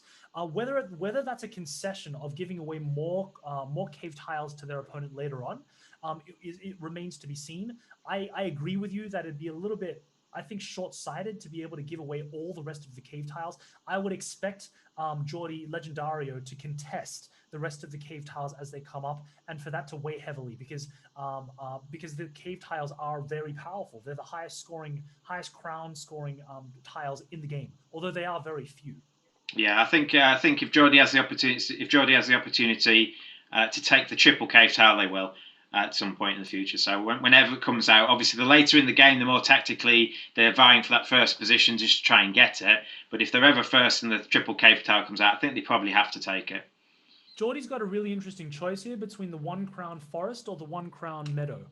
And I honestly, well, actually, given the texture of Geordie having two wood talents right now, yeah, I was going to suggest that the wood was more consonant, was more cohesive to their game plan of trying to build up these 1 crown forest hexes, which are now, what's the term? There's a maths term, isn't there? It's where one squared and then 2 squared, then 3 squared. There's a progression of numbers. Is that no, it's not Fibonacci. No. 1 plus 2 plus 3 plus 4 is triangle numbers. 1 squared plus 2 squared plus 3 squared plus 1 plus 1, then 1 plus 2, then 1 plus 2 plus 3. Yeah, square numbers. So what? It's like 1, 5, 14, and then 4 is 16 plus the 4. Are they pyramid numbers? Are they called pyramid numbers? Oh yes, possibly yes. Yeah. Ooh. Come it's on, 1, 5. Steve, Yeah. 1, 5. Yeah. You're absolutely right. The pyramid numbers. You're the maths teacher. I just had to visualize it. You never teach that. So I think this is interesting as well. Carista's actually both of them neglected to take tile 4, and the reason is if Carista took it, Geordie would take a double desert, and Geordie's desert's already getting fairly big. And they would also get to go first. So I think from Carista's point of view, that was good. And then Geordie neglected to take it because Geordie doesn't want to go 3rd and 4th. You don't really ever want to do that because then for the next pick, you have no choice. Really interesting here how the mechanics within Kingdomino will prioritize your short term against your long term. Do I take a better scoring now to have a worse option later? A fantastically nuanced perception there, Steve. I think you've made up for your lack of maths knowledge. So what happens? I'm joking. So what happens now is that if Carista takes one of the wood spaces, Geordie gets to take the other wood space, and then have the choice of going first next time with a double meadow or taking the points. But if they were 3rd and 4th, they just wouldn't have a choice, and it would be completely up to their opponent what to do. So you generally don't want to be stuck going 3rd and 4th. Generally, you want to have some choice because, like you were talking about earlier, kind of maximise the times you can micromanage, maximise all the little decisions you get. The more decisions you get, and if you're a good player, you'd like to think you make more correct decisions than wrong ones, and then you eke out more of an advantage. It's a really interesting decision point here, whether Geordie allows. It's the real question that Geordie's got now, Legendario, is which tile does he want Carista to have? That's the way to think about it. And I think that the question is, we're certainly taking 3 and 4, but what are the repercussions there? Because on the next board, he'll be picking last. I don't think you'll take 3 and 4. I think you might take 3 and 1 here. Oh, so that does. But here's the thing, right? 1 doesn't score for him, and 4 scores a lot for Caritza, but it does preserve that option of picking first on a new board. So really interesting here. I really don't like giving away the desert tile here at position 4, but maybe this is worthwhile. Maybe the decision point is that picking last is a big enough evil that you're willing to take the 2 meadow squares to look for meadow scoring. Yeah, I mean, look, how good would it look if you took the 2 meadow square and then the double crown meadow came out next? Certainly. It's not like you haven't got a meadow. You've already got a double meadow. So I don't think that's ridiculous. to take tile 1. I think he's now going to place, given where he's placed that, he's probably going to place the forest here, probably. And then I think he'd take the meadow, but we'll see what he does. So Legendario has come out the gates with certainly the best woodland situation. Although Karitsa is not that far behind, but in order to do that, he's given up. He's given up the best wasteland position and the best cave position. So I'm really interested to see how Legendario continues with that. Oh, and he's done exactly what you just said. Yeah. He's valued, and we've actually saw that last turn cycle as well, where Legendario gave up points on the board with the caves in order to make sure they did first pick on the next board. Yeah, you can be punished. I mean, the next 4 tiles that come out could be all scoring tiles, in which case going first isn't a big advantage, or there could be no scoring tiles, in which case same sort of thing, going first is an advantage. But when there's maybe one really good scoring tile, going first is huge. There is one more forest scoring tile. A lot of them have come out already. There's 5 of the 6 already out. And so, given that Legendary is trying to build up to big forest, they really want that 6th one. They really want all their forests to be worth 4 instead of 3, because they've got by far the largest forest. Do you think Legendario is happy with this new set of tiles? I don't think so, no. No, I don't think so either. I mean, it is the first C scoring tile, so the C scoring crown. But like, this is, I think that gamble didn't pay off this time. Yeah. For Legendario. Oh. The question is, will you give up the wasteland? If you give up the wasteland tile to Karitsa, the 4 position, then that's already 3 wasteland tiles. And Karitsa has a lot of real estate to build north to capitalize on those on all of those scoring potentials. So do you place it yourself? Do you start your own little empire? So I'm not a fan of this, because the 4 most prevalent spaces are desert, forests, grassland, and sea. Yes. And realistically, you can't score well at all 4 of those. So if you look at Legendaria, they've already got a sizable desert and a sizable forest and a sizable meadow. I think I might have let this go and try and just deprive Karista of this one. But I suppose, given you have to take some sea, maybe he doesn't want to be forced to take this top tile. Yeah. Because he'd have to put it next to his kingdom, and that would break his forest up. So he's not going to take the top tile. Really good consideration here, and really, I think it boils down to having real estate, room to grow, and it looks certainly like Jordi Legendario is wanting to expand south with that wood, right, to make a gigantic wood, but if they want to do that, where exactly is the sea going to go? That's the question that you asked earlier. Is the sea going to go on the top right? Isn't that place for the meadows? Well, it certainly can't be placed in the top right now. The only place that the 3rd tile that Jordi Alexander just took is towards the south, which is going to hamper the development of his forest here. Yeah. Really interesting that Karitsa chose not to take that wasteland scoring tile immediately, and instead went for the double C. And that double C again can only be placed towards the left-hand side of their king, their wild king, their castle. So their bottom left-hand corner is going to be their C domain. That's forced, yeah, isn't it? Because they have to place that one first, yeah. I mean, they can choose the orientation, so it can be either vertical, horizontal, yeah. But it's forced to be there, which means that Karitsa will be opening themselves up to take more crown scoring tiles for the sea. Because as you mentioned, the 4 most common tiles that you're going to see are wood, sand, sea, and a wasteland. Meadows, yeah. So, meadows, excuse me. But yeah, really interesting to see that Karitsa would rather start their own sea than take this wasteland scoring tile and potentially combine it with their other wasteland scoring tile, which they're just about to play now. It may be that both players have recognized that taking the 4th position isn't worth just 1 crown. That the 4th position has to be worth more than that. So there's also that value proposition too of wanting to take 2. And I think that's the thing that Jordi Alexander is wrestling with now. What do I take? Is it possible to take the 2, or can I take both 3 and 4 and be blocked off from the first 2 good picks, which is super powerful in the next board state? Yeah, I don't envy. I actually think, although the scores are 10 versus 11, I think Karista's actually quite far ahead. I think Karista has the most potential to go. I don't think Jordi's got a good choice here. I think he either takes 2 just so he's not going 3 and 4, in which case Karista gets another wasteland scoring to go with the 4 they will have. I mean, because basically they're placing this tile, they're placing tile 4 and then the next tile falls. So if they get both of those, and you'll notice that it's got a meadow on both of them, so you can place it here and then above it. So you can also extend the meadow. So I think Geordie's got no good option here. I think he's got a choice of two bad options, and he has to decide which is the least bad. Yes.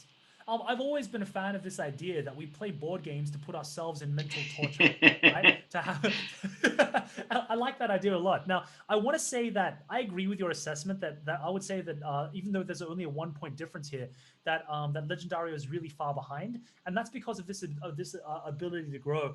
Basically, I think it's come down to this because the gambles that Legendario made in terms of taking a lower scoring tile but picking first on the next board. And those next boards being really low in priority, his gambles just haven't turned up, haven't paid off, which has led to kind of this position now. Where I also want to draw attention to the fact that Legendario is really low on the clock here. 4 minutes playing 11:28 is ridiculous.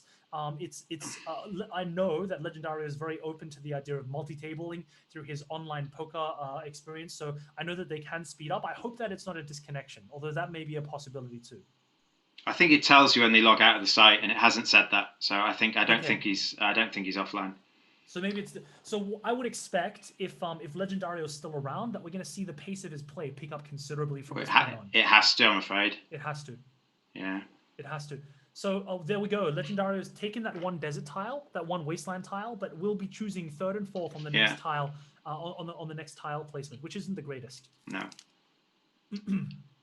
So we will see. We will see. We will see as Karitsa chooses a C tile. Ha ha ha ha ha. If you hated my joke just then, please angry comments only in the YouTube below.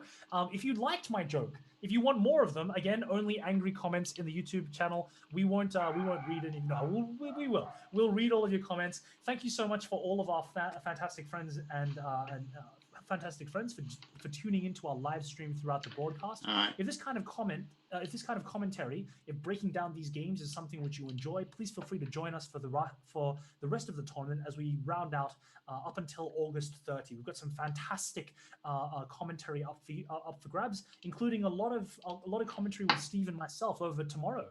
Okay, I've just been told that I'm a bit louder than Chris, which I think is the first time anyone's ever said that. So I've hopefully turned myself down a bit. Thanks, Emily. Thanks, George, for mentioning that. Apologies, didn't read it sooner. So I've now really hopefully, Chris will hear me at the same volume, but hopefully you guys will hear me slightly quieter. Good. Well, thank you so much for pointing that out. We do read them comments, and I'm a trained singer, so as every trained singer out there has said at one time or another, me. Good. Yeah. Okay. So we're on this board now. Legendario is now behind 6 points and is choosing third and fourth on this board. And what a time to pick third and fourth. Oh dear. So I'm looking at the two crown cave tile, which is certainly going to go very well in Karitsa's placement. I'd be surprised if she lets that go to Legendario. I actually think you could take both deserts here and go first and second the next time. Take both deserts, add them to yours, force your opponent to take tiles that aren't great for them. Because Legendario hasn't got a sea or a cave. No, I would expect Karitsa to take number two. Number two tile is actually really quite exciting for. Yeah. And there we go. Yeah, because not only do you turn all of those those worthless sand tiles into scoring points, but you also extend your caves. So really tough position. However, Legendario has managed to counter again with a 1C scoring tile. So Legendario really putting himself out there, having the best scoring C and potentially having the best scoring wood lands as well. But unfortunately, it comes with a cost. Legendario now has to pick third and fourth on this board as well. I don't know how you feel about this, Steve, but to me, this feels like the poverty cycle, right? If I'm poor on the previous turn, if I have to pick third and fourth last time, then my son is going to have to pick third and fourth next time, and his son will have to pick third and fourth. Where is the inequity? The way the tiles are balanced, generally, the better tiles come out lower down, generally. So they rate all the tiles in the whole game from 1 through 48 or whatever. There's like 48 tiles, and then they flip the tiles over, and of the 4 tiles, they order them based on goodness. And so in theory, the tile at the bottom here, all the tiles with the most crowns on will be the bottom. I think the strongest tile in the game is the triple cave tile, the cave tile with 3 crowns on, so that will always be in the bottom row. So if you are constantly getting left third and fourth choice, in theory those tiles are stronger. But how is the cohesion of the rest of your board? That's the question that I've got to ask. Now, from Legendario's point of view, and I know that we're speaking a lot on Legendario's point of view. Apologies, Karitsa, we'll feature you a little bit more. But from Legendario's point of view, all 4 of these tiles are fantastic options. Legendario is looking for these C-scoring tiles, but so is Karitsa. I would there aren't that many bad tiles here for Legendario. The question is, what repercussions are there for the next turn order? Who's going to take that number 1 tile? And I certainly don't think that Legendario minds taking it. I think that Karitsa minds a lot more, taking tile number 1. So I actually think that... Off you go, Steve. Yeah, I think Legendario would want tile 1. I don't think Karitsa's going to take it. I think Karitsa's going to let Legendario get it, then that will connect his forests up and score him some points. Importantly, bring Legendario out of the poverty cycle, so he can now pick first for once instead of having to pick last. Legendario's choices are fixed. They now have, it was close, they now have a 23-point deficit. It will change because if they can connect their forest up, they start to kind of clump up their score. At the moment, the forest is scoring them 7, 8, 9 points. But if they connect them up, they'll score a lot more. It's really interesting that Karitsa has used up all of the wild squares around their king, and Legendario has not just yet. Both players are still really well on track to complete their 7x7 grid, but Karitsa will not be able to. It looks like. Actually, is there still potential for Karitsa to get the Middle Kingdom rule?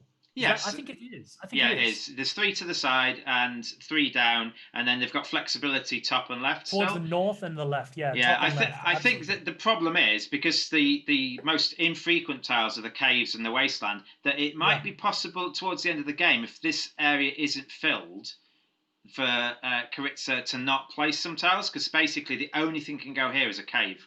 Cave, yes. Yeah. That's actually a bigger problem. And there we go. There's the biggest scoring tile in the game, the triple cave tile. That has to Geordie has to understand that's going to be a massive boost to Karitsa. I do not believe that he will let that go. But back to that earlier point, there are because there are fewer cave and wasteland tiles in the game. Karitsa needing to round out needs a whole bunch of double cave tiles, and that might not be in their interest. Not if they want to go for the Middle Kingdom rule.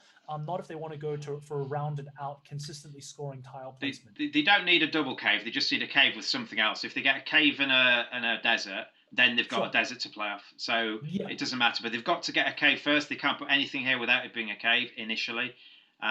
And they can't even go around the top to kind of help out unless they get a cave here. So I think they're going to struggle a bit, given is there only 1 more cave tile left? I think there's only 1 more cave tile left, There aren't that many. Yeah, there's one left. It's the single crown cave tile.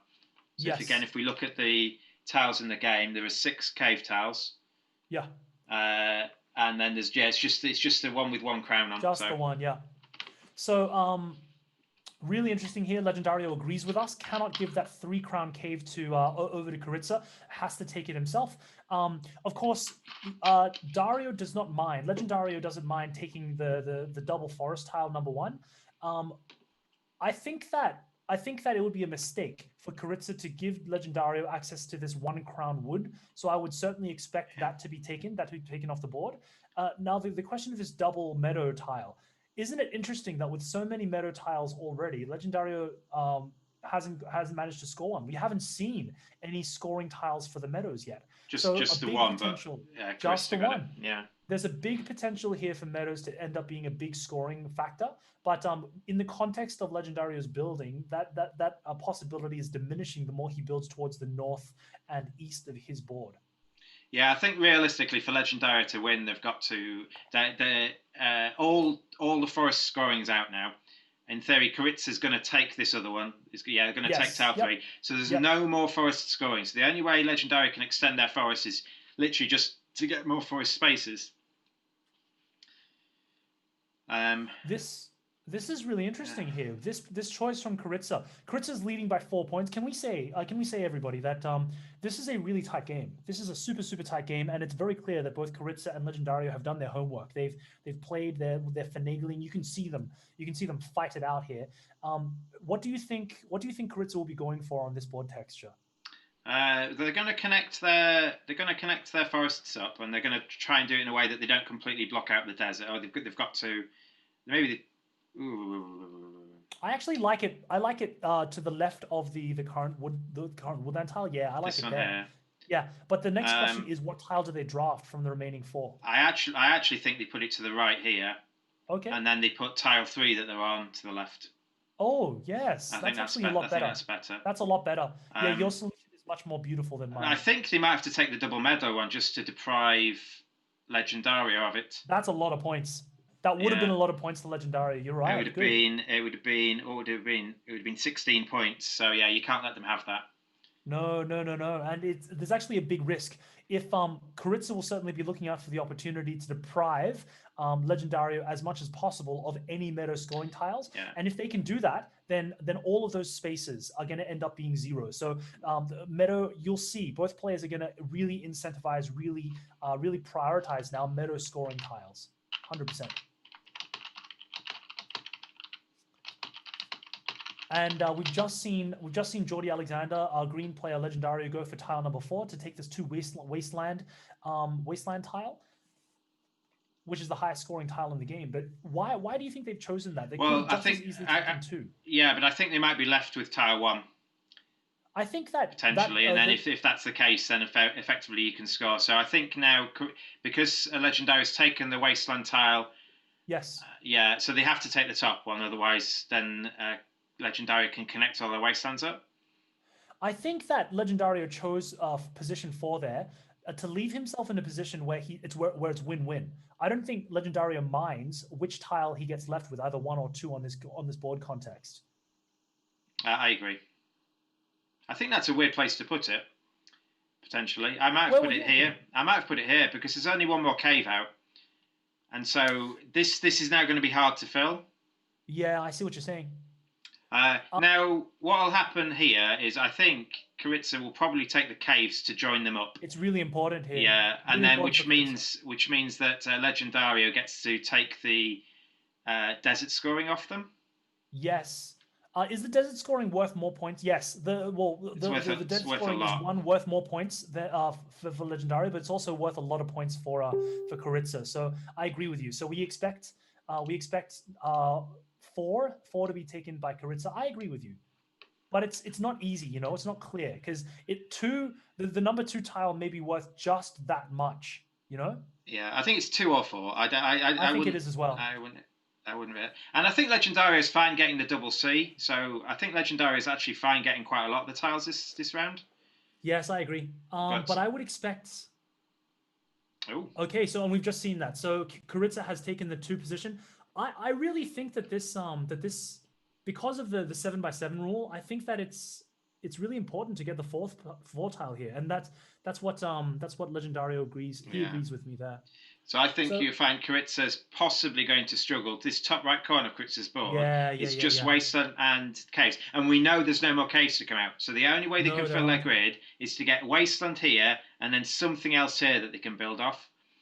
Yeah, but I don't think that's going to be possible. Well, Legendario could just take. Oh, they can take this one. It's not. It's Karitsa's turn now. Karitsa can take that now. Yeah, they probably should. Which is good for Legendario because then they get a double C tile, and a double C tile can go up here. And that's 6 points immediately. Yeah. So, I think Karitsa's probably got this though. I think. Well, Karitsa has a lead of quite a substantial lead now. It's 18 points ahead because of the confluence of based largely on the way that they've managed to coordinate their seas, their woods, and their sand. So there's a lot of work. Oh, he needed that. Oh, wow, that's strong. That double, that's perfect. That's actually perfect. If he didn't manage to find that, so the whole game has revolved around these scoring tiles for the meadows. That does a lot in bringing Legendario back to the game. Yeah, that's worth 16 points by itself. He will lose out on the double forest, which is worth 6. because I think Carissa will just take 1 and 2 after this. That's fine. So I think Legendary will take the bottom one, and then Carissa takes one. Valuable. Yeah, Carissa takes 1 and 2. So can Legendario place this the tile number 3? He certainly can. He'll connect the sand, but would you connect it towards the bottom right-hand side of the board or towards the top left? I think you wait for a scoring tile. So I think you're talking about tile 3 on Legendario's board. 3, I think you're placing it in the bottom right because that tile doesn't score much. I think you hope to try and pick up. There's one more desert scoring left. Karitsa's done Karitsa's done a fantastic job of finding that confluence. That's a really good placement. I actually think Karitsa will take the desert scoring as well. So Legendario won't get the desert scoring at the end of the game. So it comes out now, and Legendario won't get it because he didn't go first. So that was possibly a reason to go first, but you kind of need the sand scoring, you mean? Yeah, the sand scoring. Yeah, the desert scoring. So you kind of need to take tile 4 here. You needed to do it, and once you did, you were never going first, so you were never getting this. The good thing for Legendario is that tile number 2, there's no way for Karitsa to add that onto the big massive sand they got in the middle. So that's good. They can place it in this gap here, actually. Yeah, sure, for 1 point, for 2 points. But the real big shame for Legendario is that these are the sand tiles at the north-hand side of his board are going to be a little bit useless, right? So that's only 1 point per tile, and you really want more than that. Yeah. Unfortunately, you can't have everything. You cannot have everything. Oh, let's look at the time. There's only 3 seconds remaining on Legendario's board.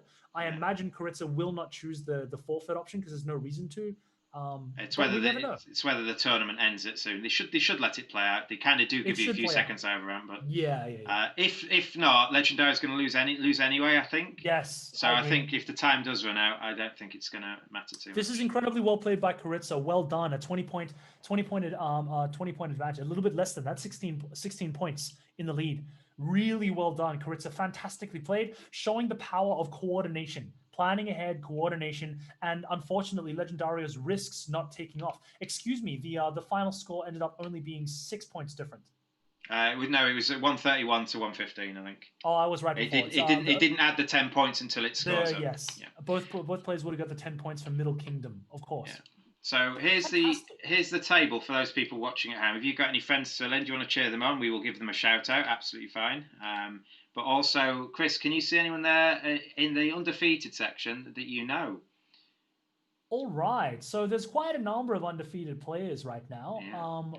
We have a lot of these players. I don't recognize their names immediately, but that doesn't mean a great deal. I mean, I don't know everybody's username, but certainly I don't see any of the names of players who are currently in the hunt for the Pentamind World Championship that we pinpointed earlier before, which is actually really quite exciting to me because even though we only have about 10 days left in our competition, anybody can still rise up out of the woodwork and take down our top leading guys for this title of the world's strongest board gamer. In fact, because this tournament is so well attended, I think did you mention that there are 80 something players, Steve? There was actually 92. There's a lot of people sneaking in right near the end. 92. Some of those didn't attend the first match. I think they've dropped out. We've had 5 people either not turn up or dropped out or something. And then everyone else is still in there. So we've got about somewhere in the region of 85 players currently playing, which is fantastic to see. Really great stuff. Considering that the winner of this is going to end up with quite a high Pentamind score if they want to apply that to the game, and that's actually one of the really interesting things about how this tournament fits into the larger meta of the other tournaments that we've got. So the first name that I see here is No Concepcion on 2 points, 2 wins and 1 loss. So Ricardo's also lost his last match. So Ricardo lost. Okay. As did Emily. Emily lost her second match. So some of the people we've already seen. Pentamind is David Jameson. He lost his second match. What I will point out in terms of the site has its own ranking, and Numerabis and Muzzacello are the highest 2 ranked players in the event. So what I think we'll do is when the last match finishes, we'll try and focus on one of these guys and see how they play the game and how much better they are than we are. Perfect. Actually, I'm going to take a small break and I'll come back shortly. Okay. I'll be with you in just a second. Yeah, no worries. See you in a sec, Chris.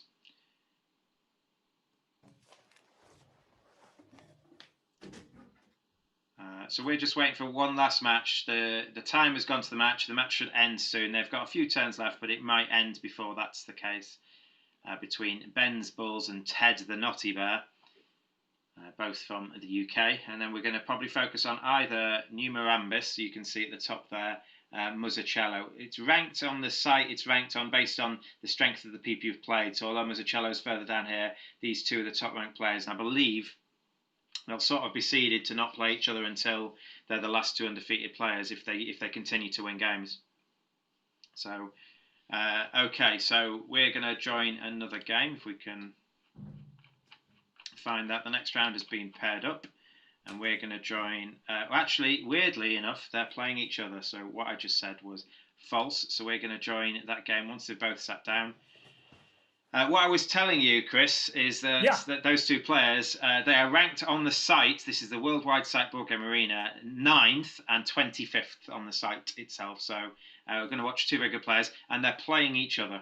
So Numerambus and Muzzacello should be a high quality game. Really exciting to watch. And while we're talking about Board Game Arena, a big shout out to them.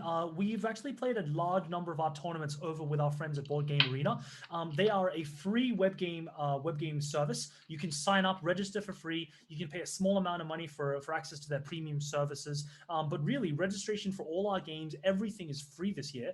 And as you can see, their interface is very friendly. They've got a whole huge library of games that you'd like to play. So if our conversation about Kingdomino has piqued your interest, if you're interested in fighting it out with either your friends and family or some of these wonderful strangers on the internet, beat them up, take their lunch money, then please feel free to sign up with our friends over at Board Game Arena or alongside any of our tournaments at Mind Sports Olympiad, which you can find the schedule for at msoworld.com.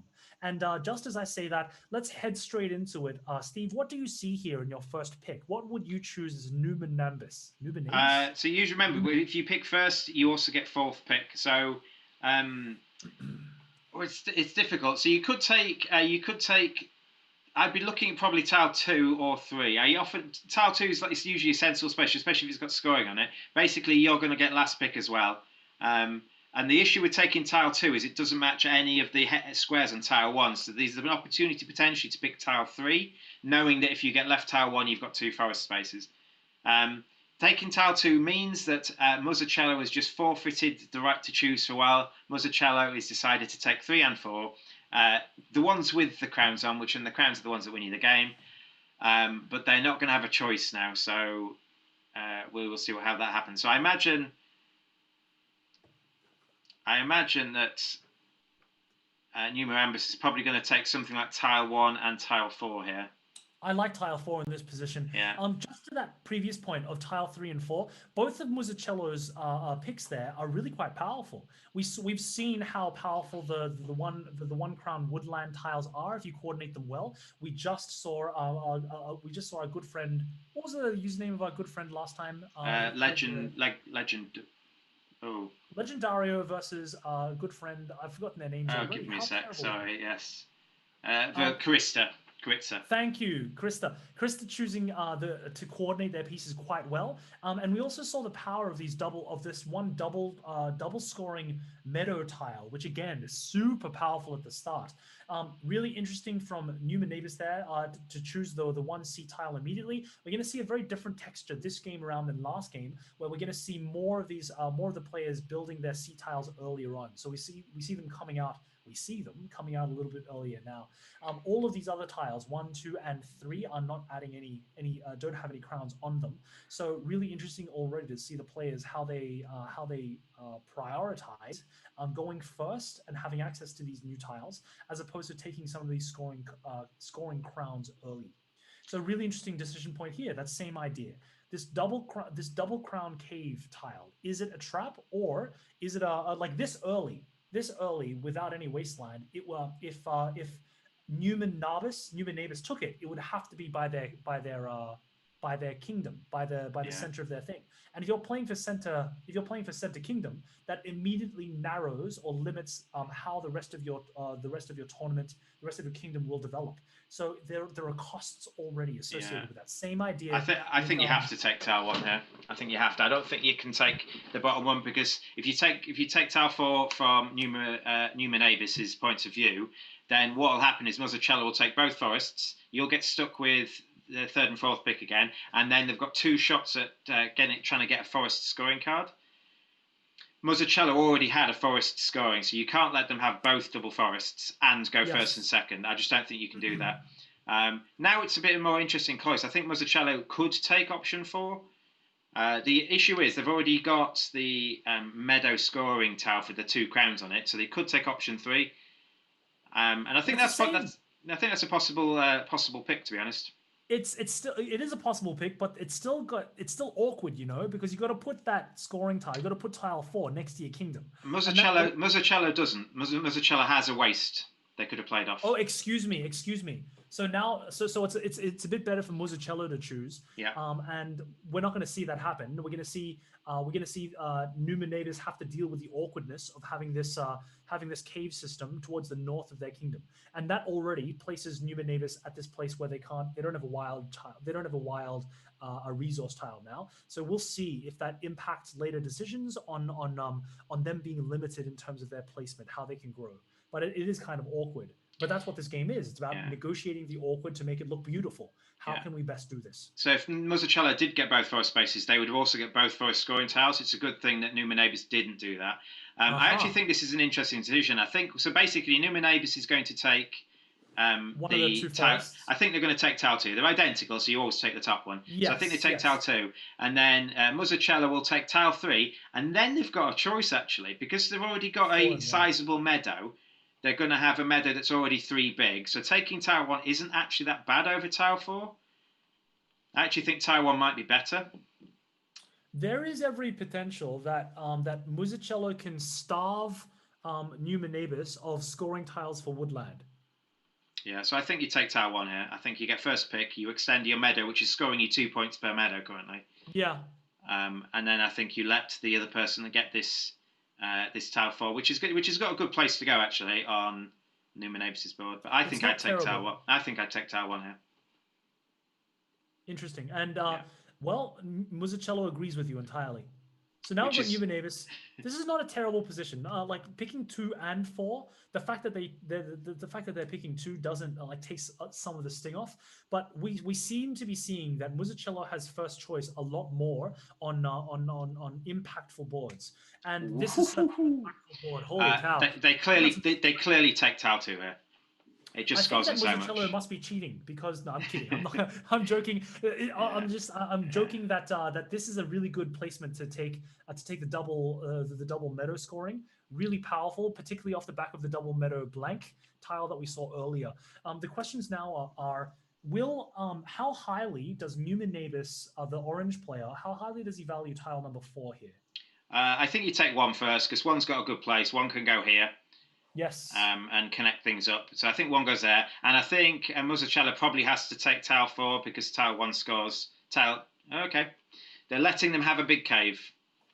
All right. So big cave, but is big cave a trap? Because there are only 6 caves in the game, right? So maybe a 1 tile, maybe like a 1 tile sand. Well, clearly Newman Avis says that a 1 tile sand is worth a lot more than a 2 tile cave, simply because of the number and the texture of how many sand tiles there are out there. So just because you see crowns out there, friends and family, don't go for the crowns immediately. Sometimes they're a trap. Of course, Newman Avis had no options here, was forced into taking the cave tiles this time as well as last time. So perhaps these top players are agreeing with me that these caves may be traps, particularly if you have to choose them early. I think if your opponent gets 3 or maybe even 4 caves, you've got to prioritize stopping them. But whilst they haven't got that, you don't need to worry about it. I generally don't think you win with just caves. You need one of the large basic terrains to win. One of the meadows, the forests, the deserts, or the sea. I think if you haven't got a big one of them, you just can't win. On this texture, Newman Avis says that the best tile to take is this is a sand crown. And my actually question to you then was, how highly do you rank the Sand Crown as opposed to the Pick 4? So Tile 3 and Tile 4, how close are they? Well, I think you're trying to maximize your desert scoring here. Basically, desert's the most prevalent tile, and I think there's going to be some double desert tiles that come out later in the game. There's already been one out, but there's several more to come. And I think also because you've got a good opportunity to place this in this gap, you're also extending your wasteland potentially. So if you can get some wasteland scoring, which you're guaranteed to get at least one wasteland scoring this round, I think if you want it. So I think actually it's worked okay for Numenabis. I think I would just be worried. I would just be worried at how much this meadow is going to score Muzzacello at the bottom. That's a lot of points. It's a lot of points there for and already Muzzacello has a 12-point lead. Time seems fair. 2 minutes down, about a minute and a half down. Excuse me, for Numenabis. These really interesting here that Muzzacello agrees with our initial idea that these one wooden crown tiles are super powerful, much more powerful than this two crown desert. And we've just seen Numenabis go into that because, well, it gives them a lot points. It's 12 points. Yeah. It's going to go towards the top right-hand corner. It might go here, but I think it probably goes on the. It probably goes here, to be honest. But we'll see. This meadow tile here, Numenabis. I wonder, can Numenabis afford to give that meadow scoring tile to Muzzacello? I feel like it's too much. The one in number 2, so the two tile placement? I think you're right, to be honest. Let's have a look at what the different meadow scoring tiles are. So there's both the doubles have come out, and then there's just 2 singles. So I think you probably have to take one of the singles off them. Yeah. Yeah, I think you are right. Good call, Chris. We have Can I just say that we have with the current the scores are really tight from a Revenge for Legendary Inventors. For the gamers, I'm sure are talking about other games that they've played before. The scores are really quite tight. Although with that tile, with that wooden crown scoring tile, it's jumped up ahead. Muzzacello certainly has the advantage here. And you'll notice, gamers out there, that Muzzacello has very clearly defined the top right hand corner is for wood, the bottom left hand corner is for meadows. There's this idea of how cleanly they're building. And for Numenabis, you'll see that awkward position that we talked about earlier of starting the cave in the desert directly opposite your kingdom. We're starting to see that has an effect here. The question now becomes what goes on in the top corner. What happens and for Numenabis, the answer seems to be either sand or meadow. And we're going to see that happen. I expect to see that unfold over the next couple of plays. That we're going to see Numenabis play the top. I think this could depend on whether Numenabis. So basically, there's. So I think you can forgo Tile 4 now because they've closed off the meadow. They can. Ooh, interesting. Yeah. So I think you take the double water, and I think you're hoping to get the triple cave. Is it? Yes, actually, because Muzzacello cannot expand south. So I think you take the double water, and I think you hope to get the triple cave on a turn you're going first. I think Numenabis is behind, but if they can get the triple cave, I think it puts them right back in it. So I would probably place this. I'm not sure where I would place this actually. I don't think there's many good places because there's not many meadow tiles left.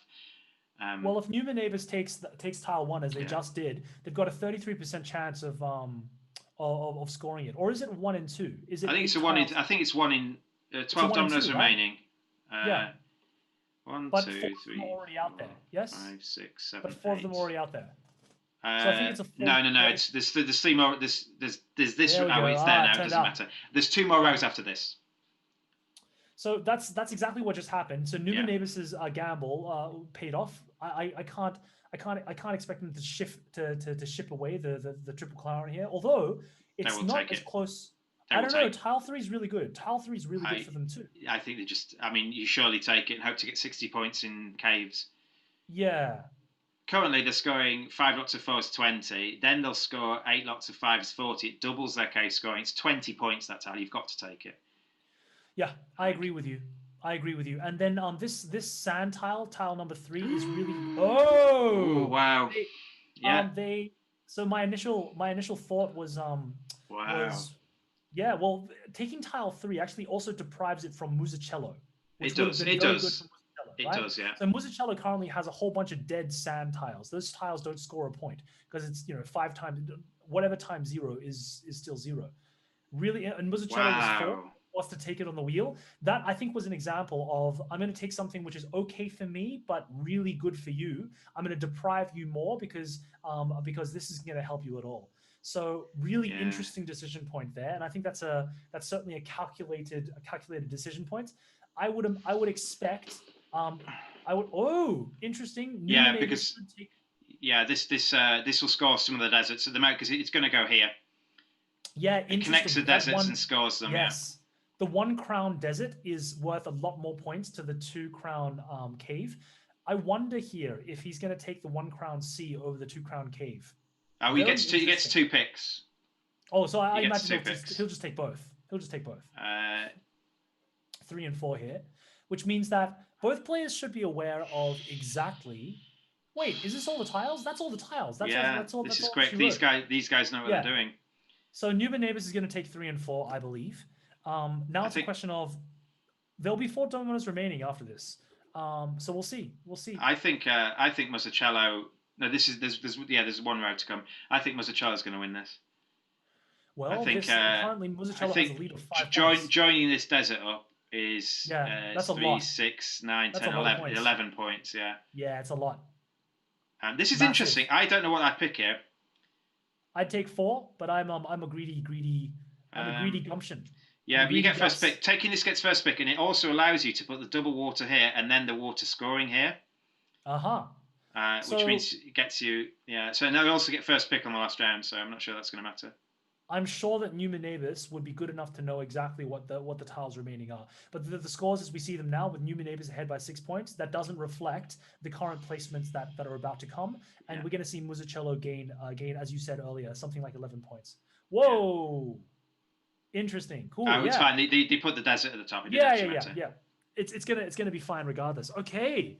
So a really interesting texture for the last 4. There's actually really good placements. All these tiles are really good except for the tile 1. Tile 1 being worth the least. Yeah, you're not taking tile 1. I think Newman Neighbors is taking wood scoring. But they can't score everything. What they want to do, all the scoring tiles here have to go in this space, and look at the 2 tiles they're on. Yes. So maybe. Yeah, I think actually you place the C here, the double C here, and I think you place the C scoring here and a wood scoring there. I think that might be the best you can do. I think that Newman Neighbors should go for wood scoring. They disagree with me entirely. They think that they're going to get a wood scoring anyway. Oh yes, of course, because they get the next pick. Yeah. So for those of us back home, Newman Neighbors chose that because while a wood scoring would be more valuable than a C scoring, they're guaranteed to get access to a wood scoring anyways. Yeah. So they may as well take the C scoring, which is the limiting factor, and now they're going to take the wood scoring and get those final points anyways. Yeah. So they're going to take it. They can't really score it. To be honest. No. What they should have done, I think that's a mistake from. That might Musicello. be. Yeah, because I think you should take this one. Because then if Musicello took 3, oh no, it didn't matter. Ignore me. They're just going to place. Newman Neighbors. Yeah. Newman Neighbors will take whatever's left over between 2 and 3. Yeah, ignore me. I didn't see them placing this at the top. I thought they were going to place it here, and then I thought they were not going to place the last tile. But it's going to be close. But I think Musicello's got this. Yes, it certainly looks like it. Oh yeah, now they have 127 versus. That's brutal. That's going to be close. That one the sand scoring tile in the top left-hand corner of Musicello, that mattered a lot. Yeah. 17 points. 17-point difference. Really well played by both players. Really high-level game.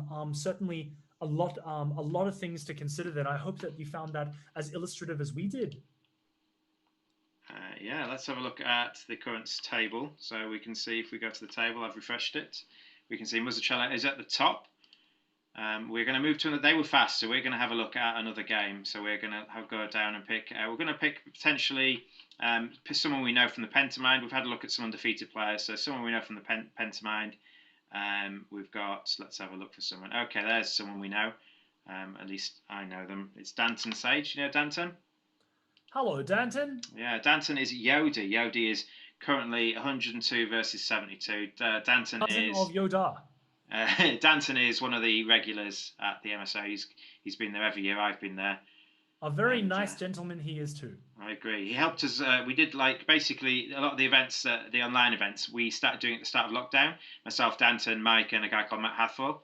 And a lot of the format from how this month's been running is stemmed from what we did during the lockdown. So Danton was part of that. So if you've enjoyed yourself throughout here, thank Eton. Chris obviously provides the commentary. Mike runs a lot of the events, and Danton and Matt Hathwell for also kind of giving people the idea that it was possible to do this sort of thing.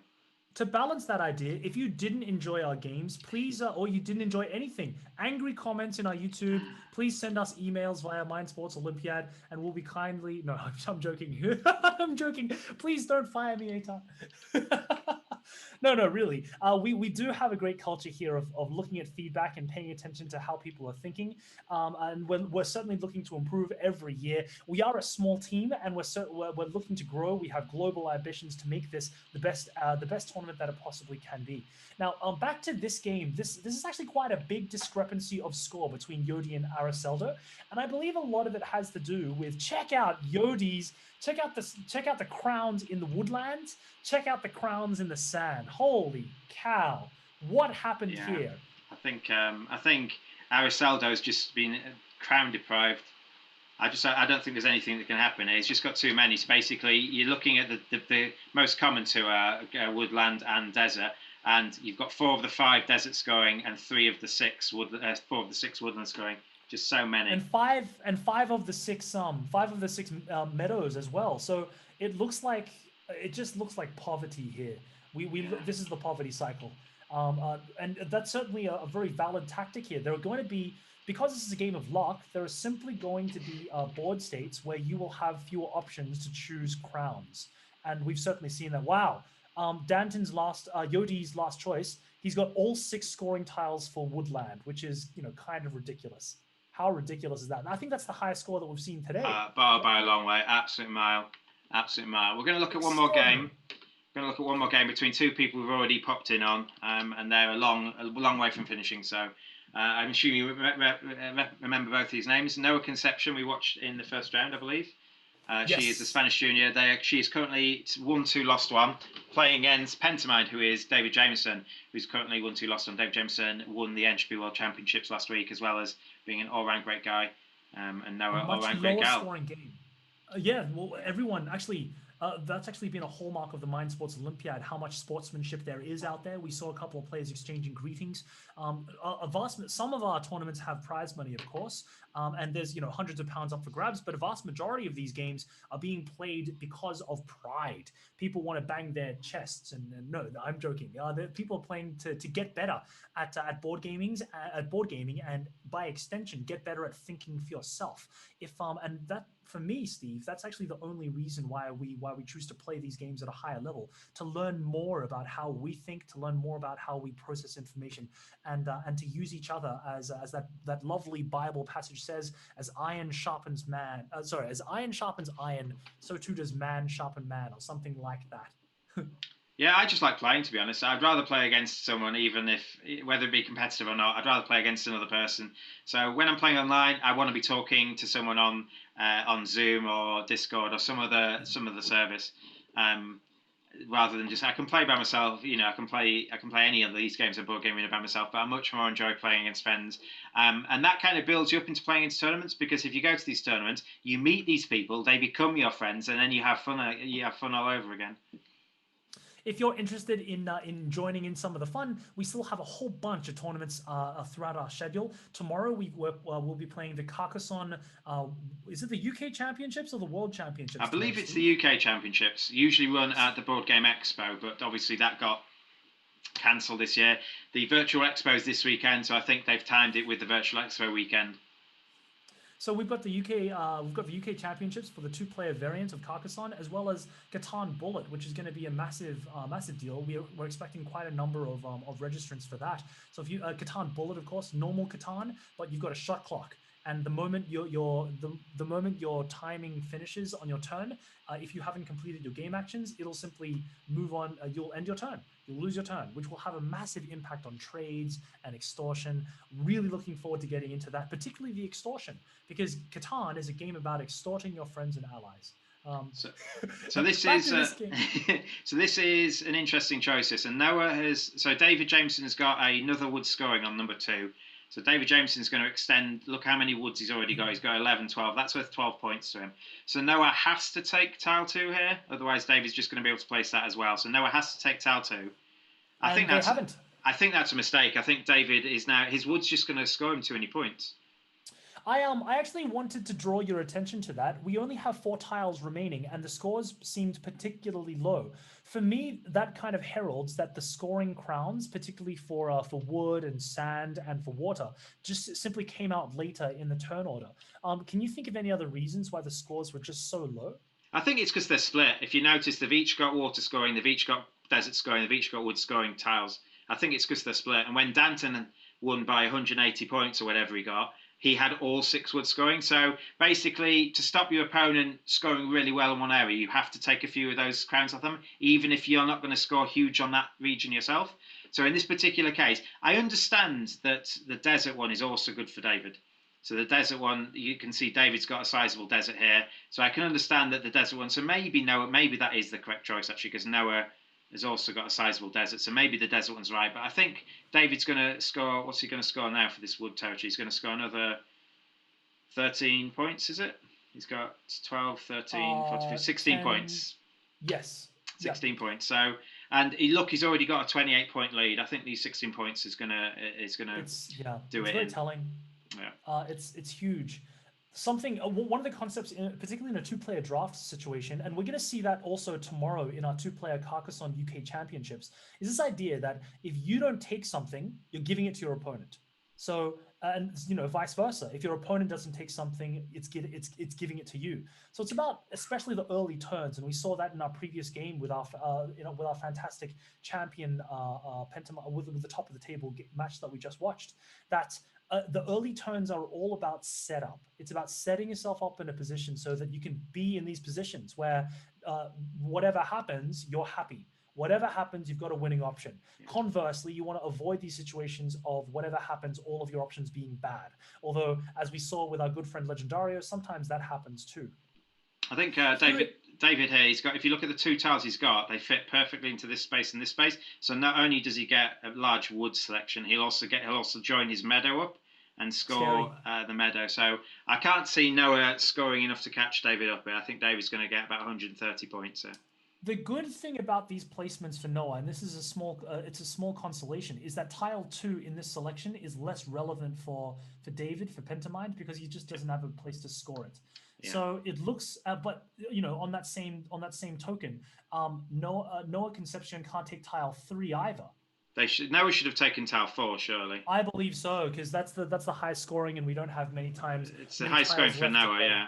I wonder why Noah made that decision. Whether is it clearly just a misplay? Maybe she forgets that he's already going to fill this gap, and she just think I can't let him get the wood scoring. Maybe it's going down that way. Yeah. I mean, this is going to score her 2 points, but the meadow one was going to score her 6. Well, if she left open tile number 2, then David, is there the potential for David to just not put that wood scoring? Oh, no, it doesn't make any sense.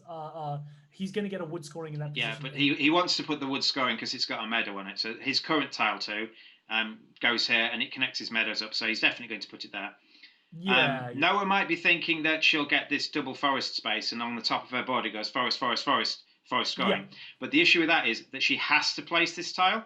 Yes, and the only place you can place it is here. You can't elect not to place the tile in this game. So sometimes in the last round, where you've got 2 tiles and you have to throw one away, sometimes you have to throw the second one away, which is not the one you want to throw away because you have to place the first one. So in this particular situation, she can place tile 2 and 3. I don't think it's going to matter. I think that David's too far ahead. Yeah, I agree with you.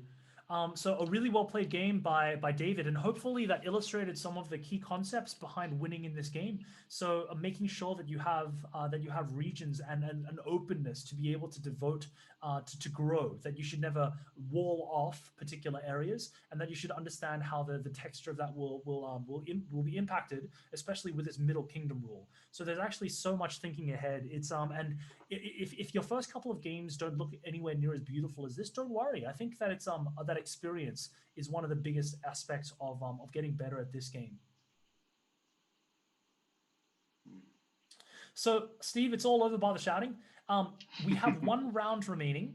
We'll wait for this round to finish. But my next question is: can anybody catch our tournament leader on 5 and 0? Are there multiple on 4 and 0? There's 5 people on 4 and 0. So we're going to get at least 2 undefeated players, maybe 3.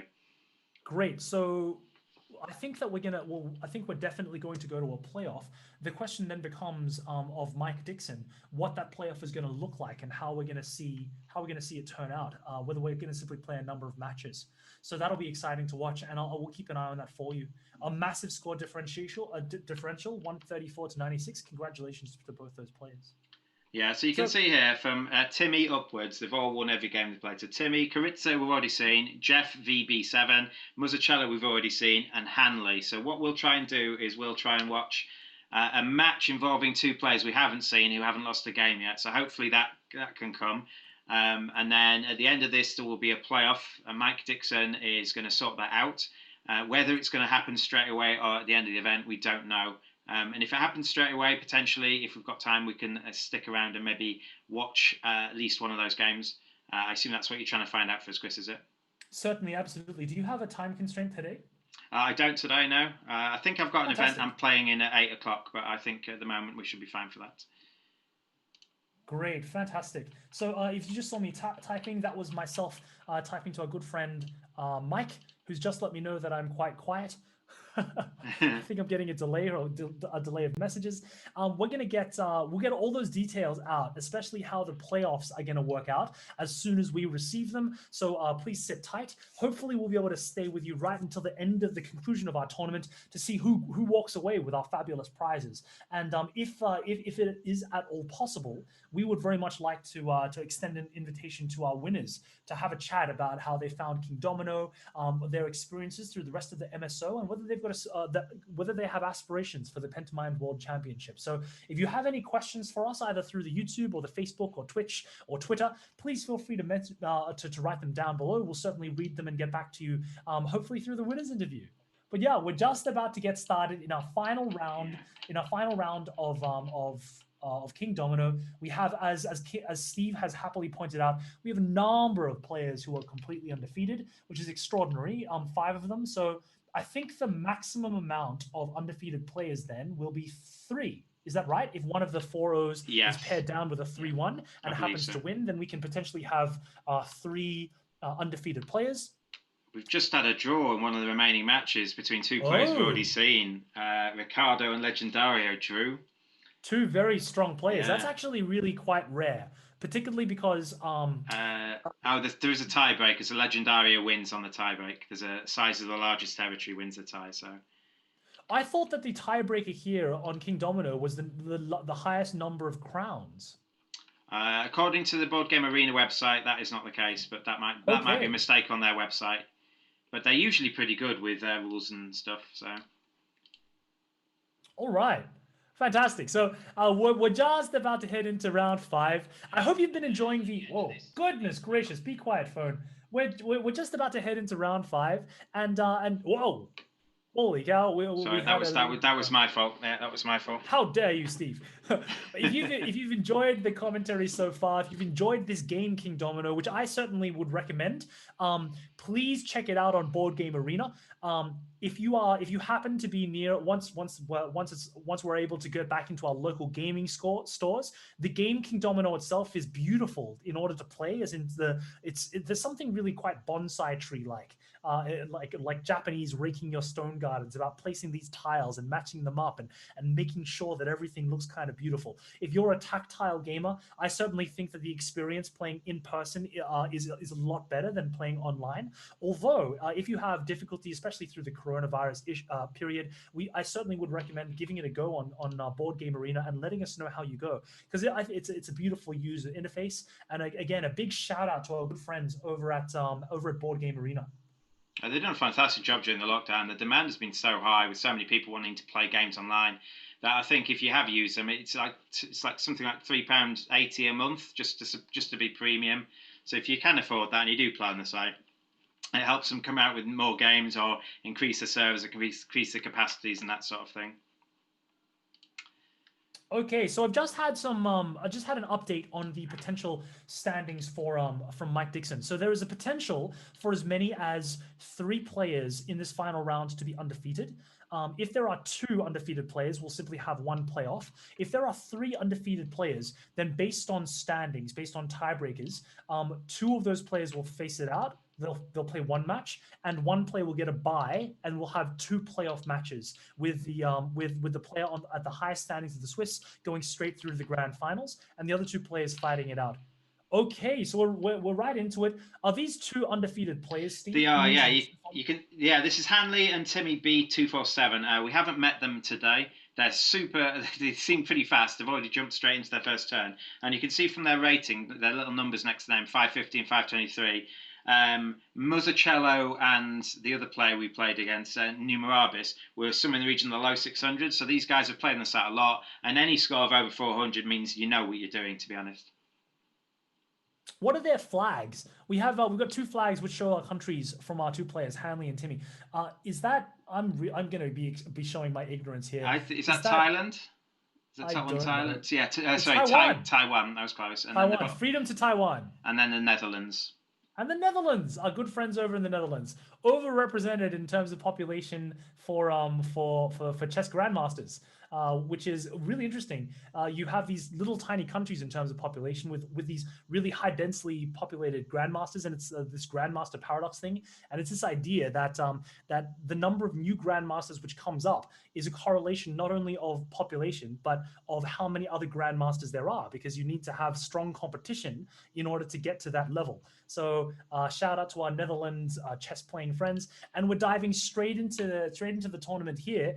We've already got some high-scoring cave tiles taken by our good friend Hanley. Can you tell me how this is likely to affect the texture of the rest of the game as it develops, Steve? Yeah, so basically, it's going to make Timmy, although we have seen with top-level players, they're happy to let cave tiles go. I don't think when you're a player and you see this tile, you think, oh my God, that's amazing. But I think the high-level players care more about really a large scoring section of things like deserts and forests, so they will prioritise that. But if Timmy can do it and not kind of expend too many resources or like effort to try and fit it in, if you can get a large cave, it scores up to 60 points. And given the winning scores often being around the region of 120, 130, that's half your winning score. So you've got to be really careful about letting someone get a cave as large as that. It's furious and fast. Sorry, off you go, Steve. Yeah, it also means it's hard for Timmy to place underneath. If they don't pick a cave tile up, they're currently struggling to do that. And remember, to get the 10-point bonus, which is it's like 8% of your final score, so you kind of need that 10-point bonus. You need to be getting 3 spaces away from your kingdom every direction. So there needs to be another row under these cave tiles, and Timmy needs to do that. The play is progressing fast and furious, and both players seem to be the board texture so far is that we've got all of these awkward wasteland tiles, which are going to need to be connected somehow. Luckily for both players, luckily for Hanley, he can connect that wasteland tile to the meadow that he's already got towards the right hand side of the board. Unfortunately for Timmy, if he chooses this, he's going to have to connect that meadow wasteland tile, our pink player, directly to his house, directly to his home.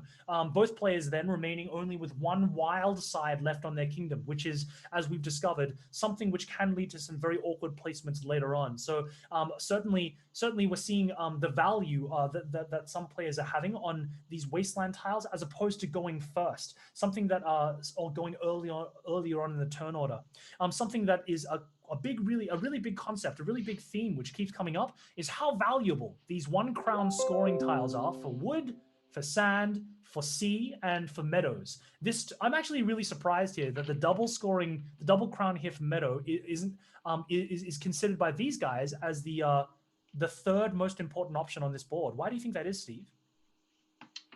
Sorry, Lumen's just messaged me. Can you repeat the question, please? Yes, of course. Both players, both Timmy and Hanley, have relegated tile number 4 in this texture as the third most important tile or the fourth most important tile. Can you tell me more about why that might be? Yeah, I think from especially from Hanley's point of view, potentially. Well, so from Timmy's point of view, I would have thought Timmy would have taken tile 3 first because of how big the sea area is already. But I think what Timmy didn't want to do is potentially take 3 and then be forced to take 4. You generally don't want to be in that situation. We've seen it happen a few times, and so in this case, Timmy chose to take this tile, knowing that if they got their second pick to take tile 4, at least they've got tile 2 as well. I think I would have taken tile 3 and 1 with Timmy, but maybe that's just me. One of the decision points here for Hanley, having chosen the blue sea tile, is simply deprivation, to deprive Timmy B of the pink player from connecting more and more of these and piling up on these C points. Yeah, but Timmy got first pick. Timmy had first choice. So I thought Timmy would have taken it, but he didn't. He didn't. He chose not to. He took the wood. He took the wood instead. And he took it instantly. So very, very interesting decision points. There may be certain terrains and certain structures where it changes the value proposition of whether a wood scoring tile is worth more or less than a sea scoring tile. And immediately, again, without much thought whatsoever, taking tile 3 here is Hanley and leaving the two crown meadows, both 2 crown meadows, to Timmy. What do you think about that? So Timmy's going to get, Timmy's got both of these now. So Timmy, in theory, Hanley should probably take this one, tile 2, just to deprive it of Timmy, because that's worth 8 points to Timmy, and then Timmy will get a slightly larger meadow. So I think Hanley, if I was Hanley, I'd be looking to take this off just to deprive.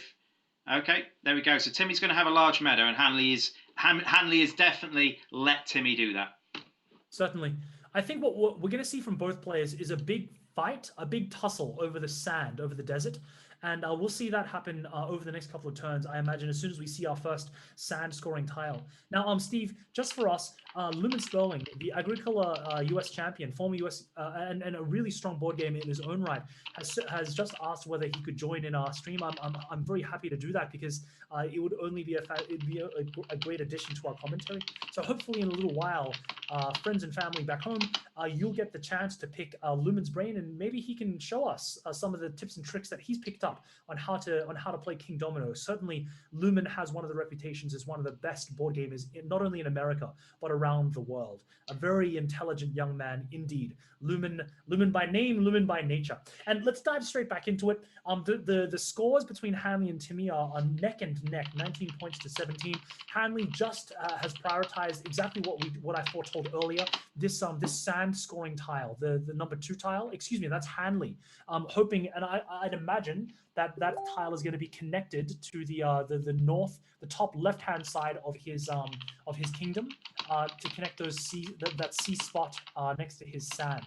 Interesting here, does Timmy pick up the C scoring tile immediately? And he does, to expand the C.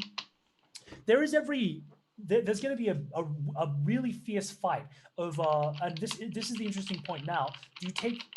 As Hanley, do you take the first position, the first choice now to get the best choice next round, or do you take this wasteland scoring tile? For me, I think I would go for the first pick here, because I don't think that wasteland scoring tile is worth nearly as much as the potential, the gamble of the next four tiles. What do you think? I'm fully with you there. I think more than most, more than most beginners anyway, I think the prioritization of the first player when you haven't got a good choice, I'm not sure what to take, I'll just go first next time. It gives you a much better choice next time. If you ever get in the position where, especially if you get first and second, and you can force your opponent to have some potentially poor picks for them, I think that's pretty good. So if you're ever unsure what to do, if you've got a choice between 1 and 2 or 2 and 3, I would generally always pick the higher one.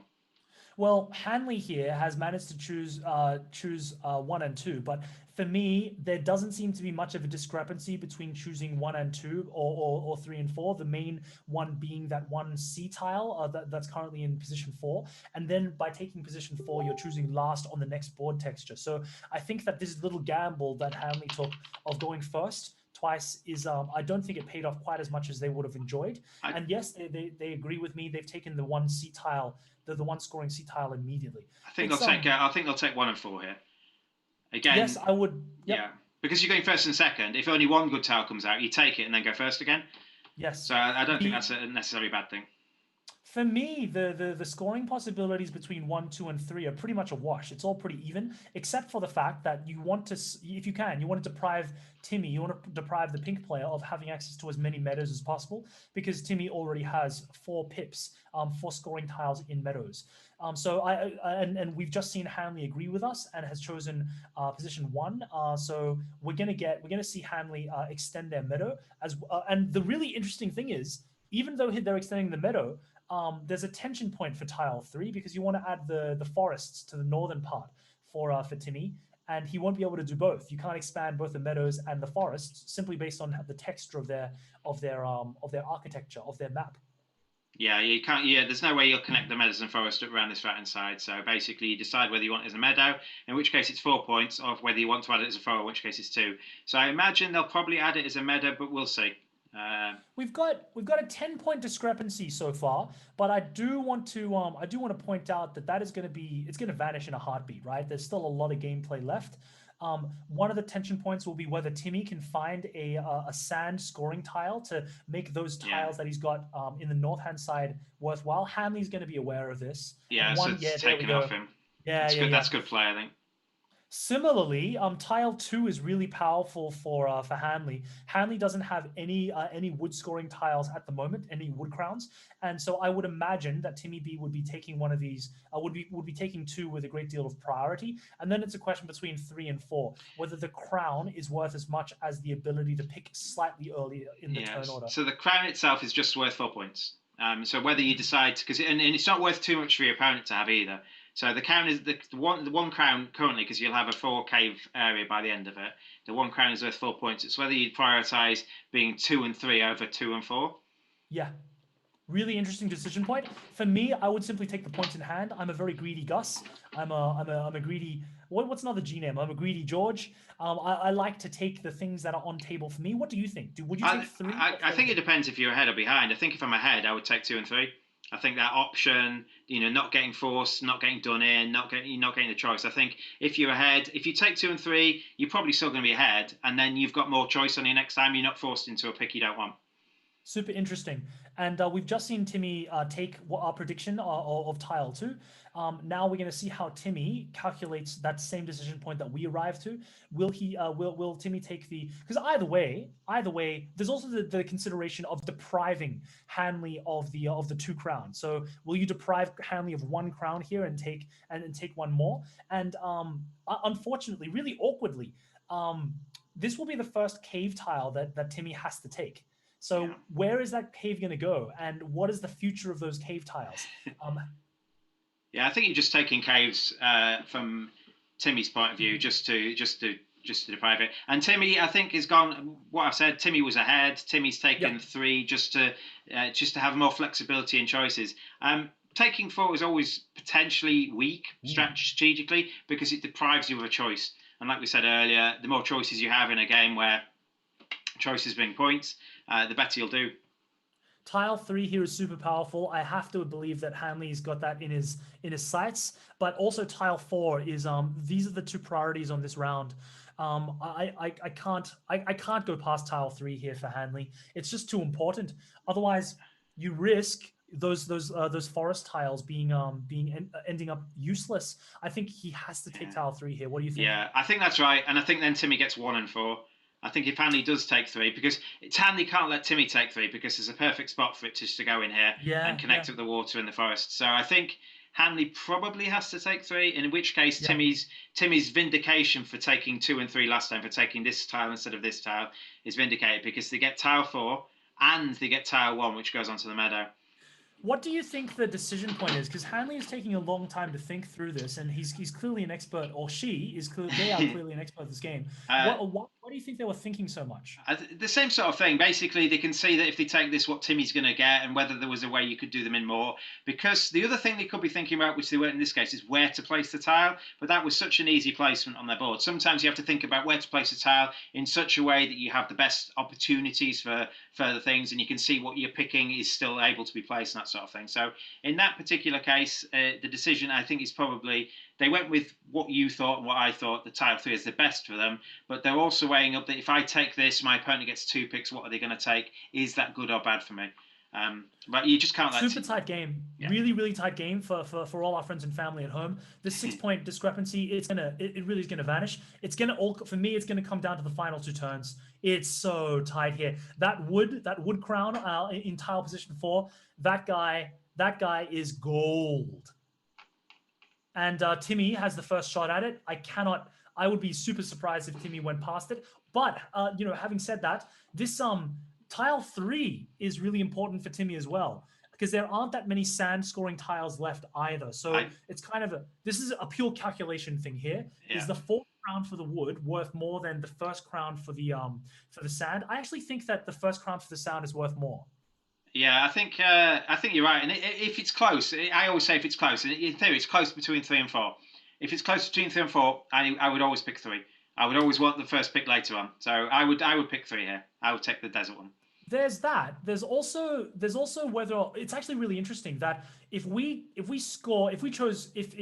chose tile 4, right? Yeah. Then tile 3 is going to go to Hanley, and it's the idea of my 5 Timmy's 5 sand tiles going useless, or Hanley's 5 forest tiles going useless. So it's actually really quite poetic how balanced the 2 decisions seem to be on first. Yeah, but the problem is Hanley's forest isn't useless because they've got one. Oh, thank you so much. Yeah. Yes, absolutely. So that's not too bad. So I think Timmy's done what you thought he was going to do. And again, if you're unsure, personal preference. I'm not an expert at this game, but if I'm unsure between 2 tiles, I would always pick the top one. That is a. I don't think it's necessarily the best advice in the world, but if you're not sure, I think it's fine. I can't imagine Hanley passing up tile 4 in this position, and there we go. And they'll take 1 as well, I think. Hanley's forests are going to be monstrous now, suddenly going from 0 crowns on the woods to 2 crowns on the woods. Yeah. That actually boosts the score, 4, 8? That actually boosts the score 16 points overnight, like just in the blink of an eye. And they get to place them all as well. So if you notice the 2 tiles Hanley's on, it goes forest, forest, desert, and they're all scoring. Certainly. It's all coming down to these final tiles here. And tile 2, I'm looking at tile 2 here, and I'm also looking at tile 1. These are the most powerful tiles in my humble opinion. Yeah. 2 and 1. Okay. I mean, it's still dead even. How weird is that? It's dead even now. Will it still be dead even at the conclusion? No, because Timmy's 1 scoring sand is worth less than Hanley's 1 scoring wood. I'm looking at the pieces which they already have meeples on. Yeah, I agree. So, but I agree. So the next question is Hanley's 1. I think that Hanley's going to eke it out here by just a few points. I believe that Timmy's going to take tiles 2 and tiles 3. I believe. I think that's the highest scoring for them. I think so. Actually, hold on a second. Is it simply better to take 3 or 4? This is just calculation here. 4 times 5 is 20. And then 5 times 1, 2, 3, 4, 5, 6, 7. The meadows are worth more. That gets you. So the wasteland gets you 12, and the meadows get you. Alone, tile 3 is worth 8 points. Alone, tile 4 is worth. No, tile 3. Tile 3's more than 8 points. Tile 3's 12 because you get 2 from these 2 as well. Oh, excuse me. Of course, yeah. Yeah, so that's 12. It's 12 versus 12. I think they're both worth 12. So you take. I generally would take the top one, but. So then the next calculation is how many points is it worth to my opponent? If they're both worth 12 points to me, is one worth more points to my opponent? If so, I'll take the one that's worth more points. The opportunity, there's one more meadow scoring to come, so in theory, this has got a potential upside that you could score it again later with a later meadow tile. So There like we go. there's the last Meadow scoring. That's the last Meadow scoring time. Nicely kept track of, Steve, as expected from a man as beautiful and as smart as yourself. From our maths teacher extraordinaire. If you're looking for maths tuition, Steve no longer offers that service. He would tell you to bugger off. You thought I was going to advertise your tuition. I wasn't. I did. Right. I did. Here we go. All right. So he's done the calculations, Hanley, or she, or they have done the calculations, and they've taken tile number 4 here.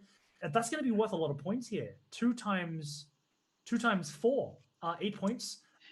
We also missed actually that the one that Timmy took also scores the C because it goes in this gap. Yes. We missed that.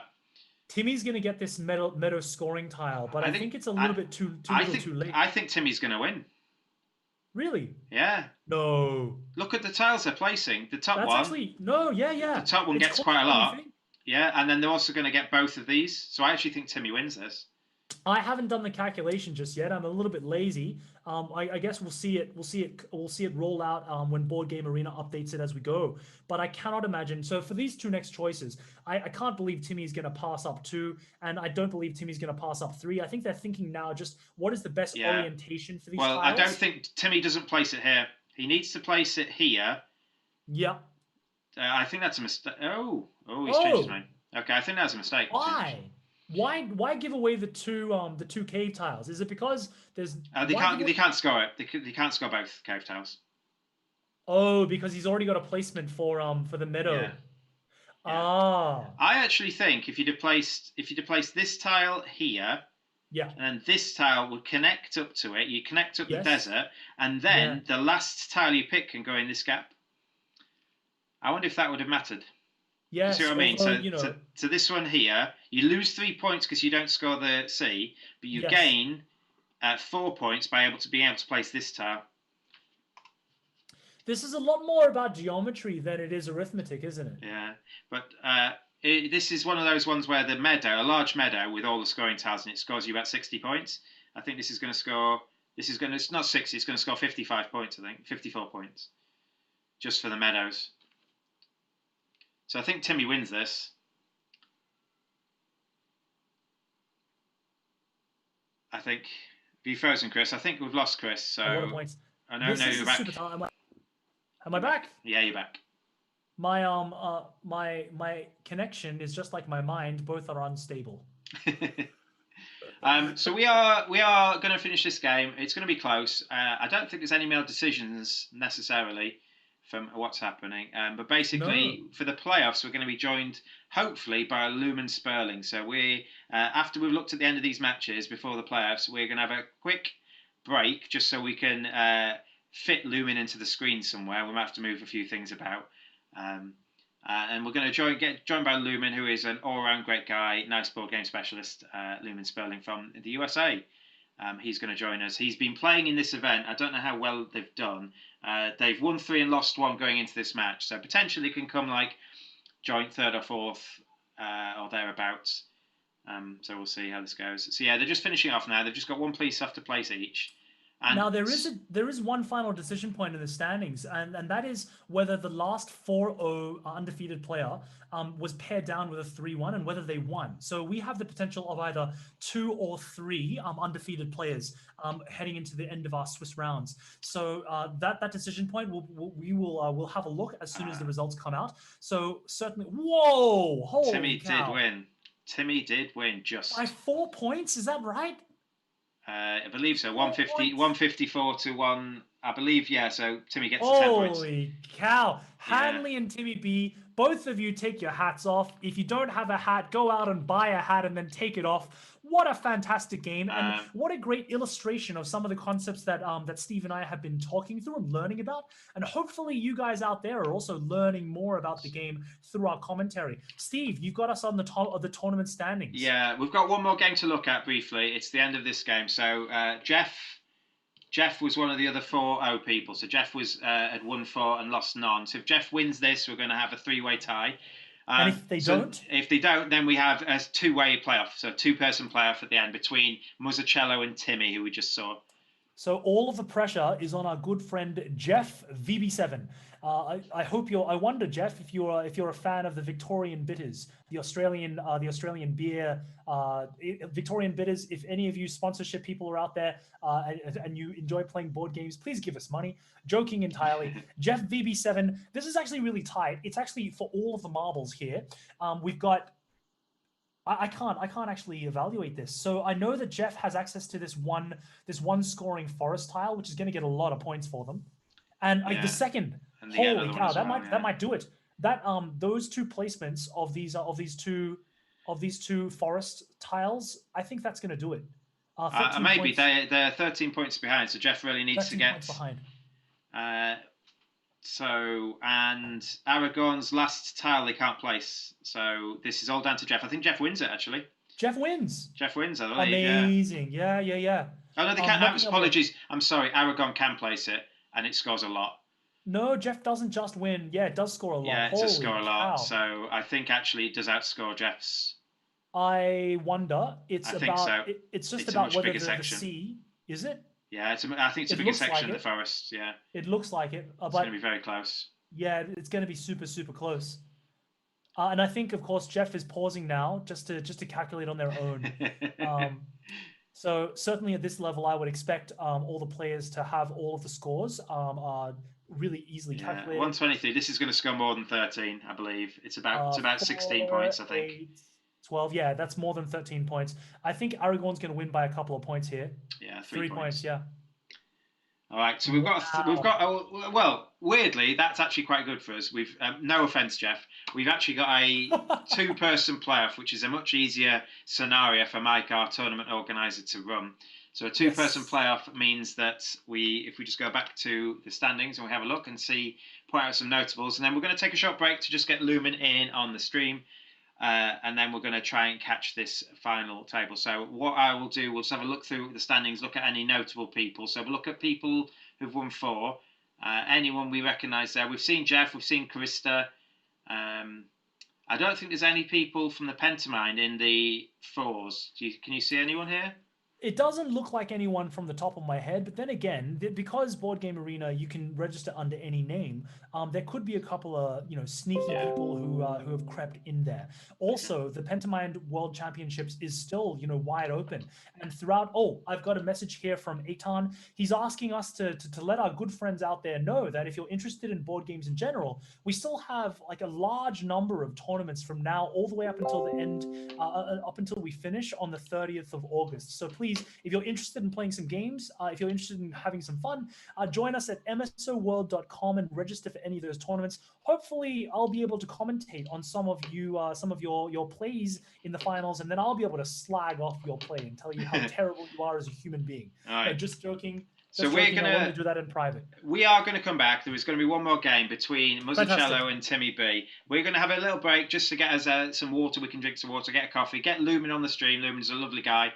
And then we'll be back with that playoff as and when it happens. Catch you guys soon. See you soon.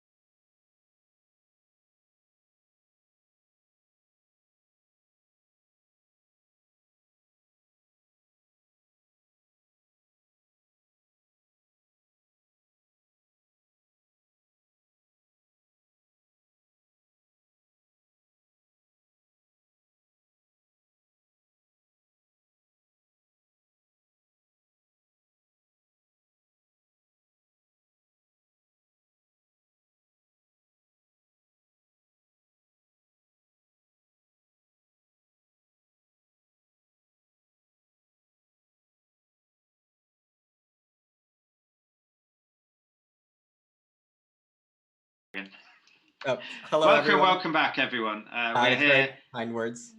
Was I muted? Was I muted, Steve? Yeah, apologies. So we're here, just if you've just tuned in, apologies, technical issues, first time I've done this.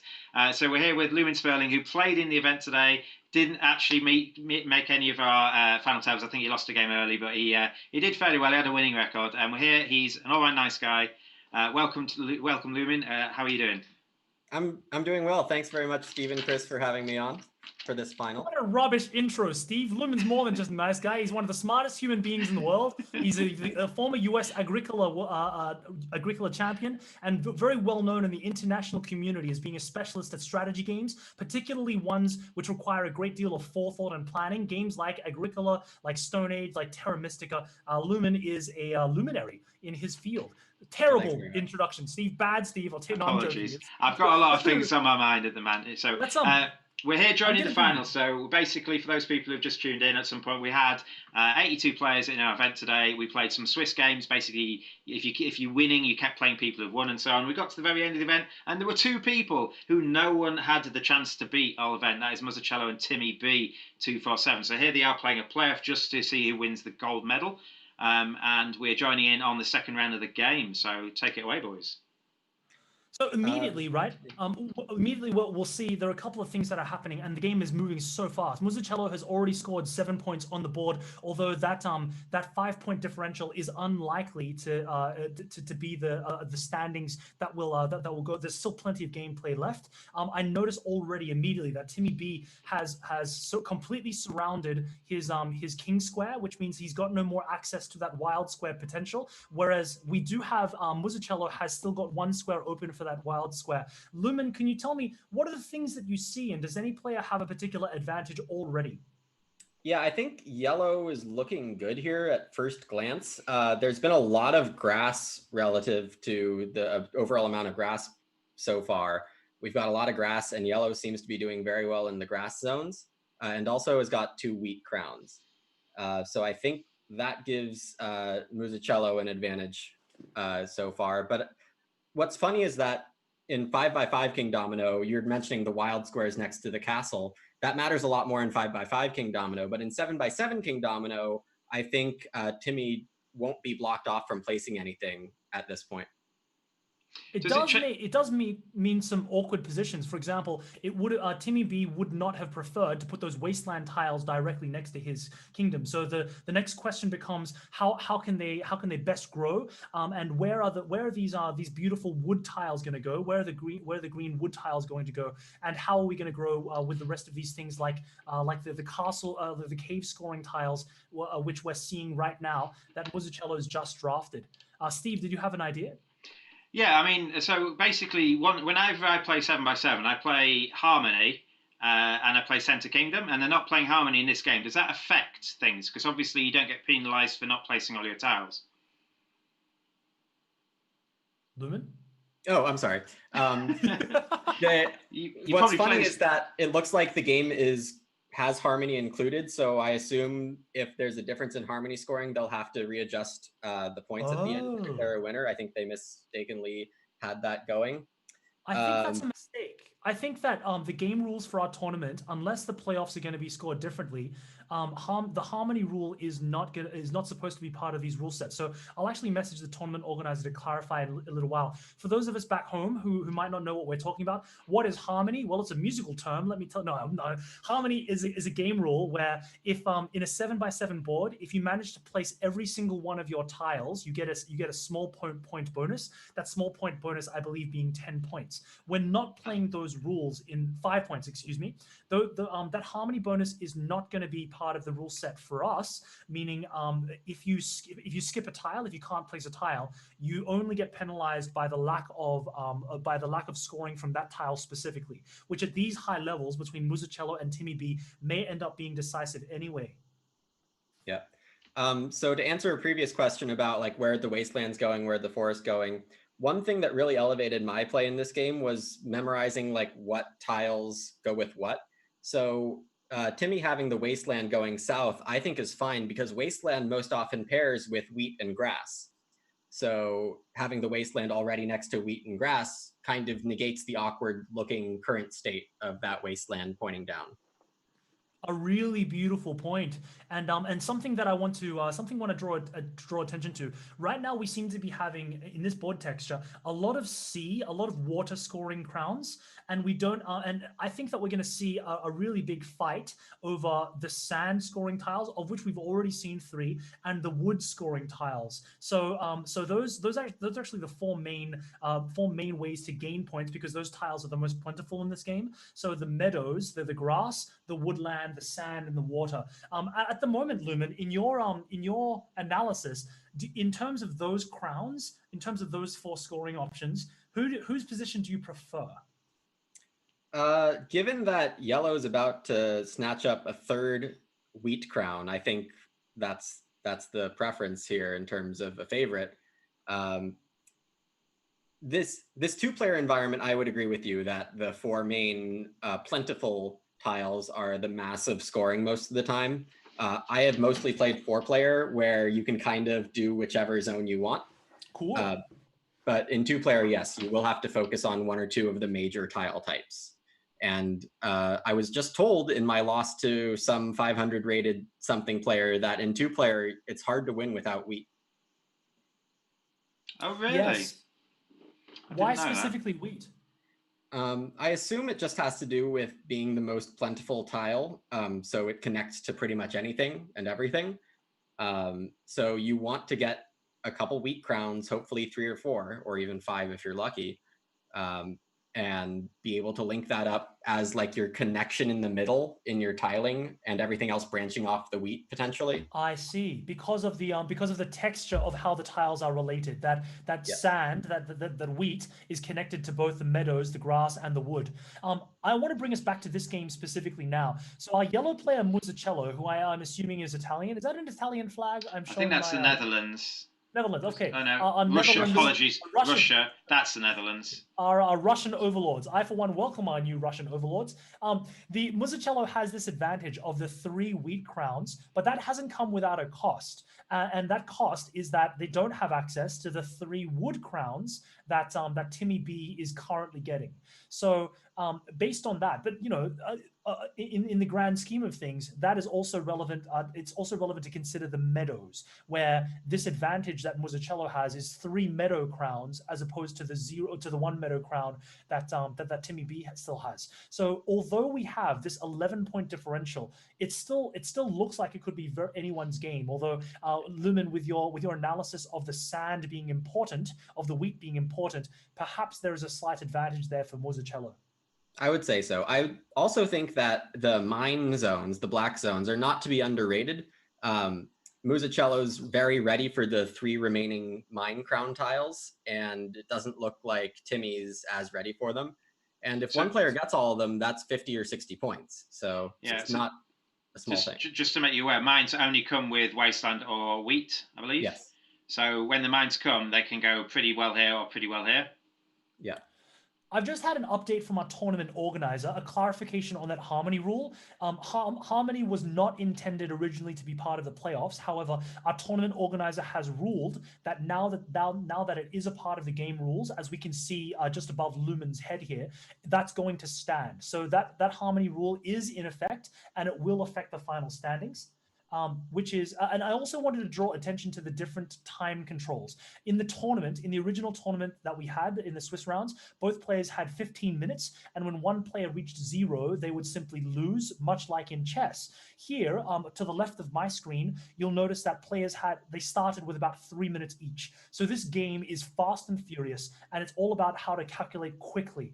How would this affect your gameplay, Lumen, if you had to play at this shorter time control? I imagine this is you get time back. Yeah, you get time back. This is a kinder time control.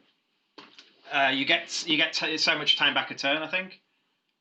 Right. In chess clock terms, the previous games in the tournament were 15 plus 0 seconds, and I think these are like 3 minutes. It looks like, and then you get 20 seconds back at the end of your turn, no matter what, up to a max of 3 minutes. So it's pretty generous, I would say.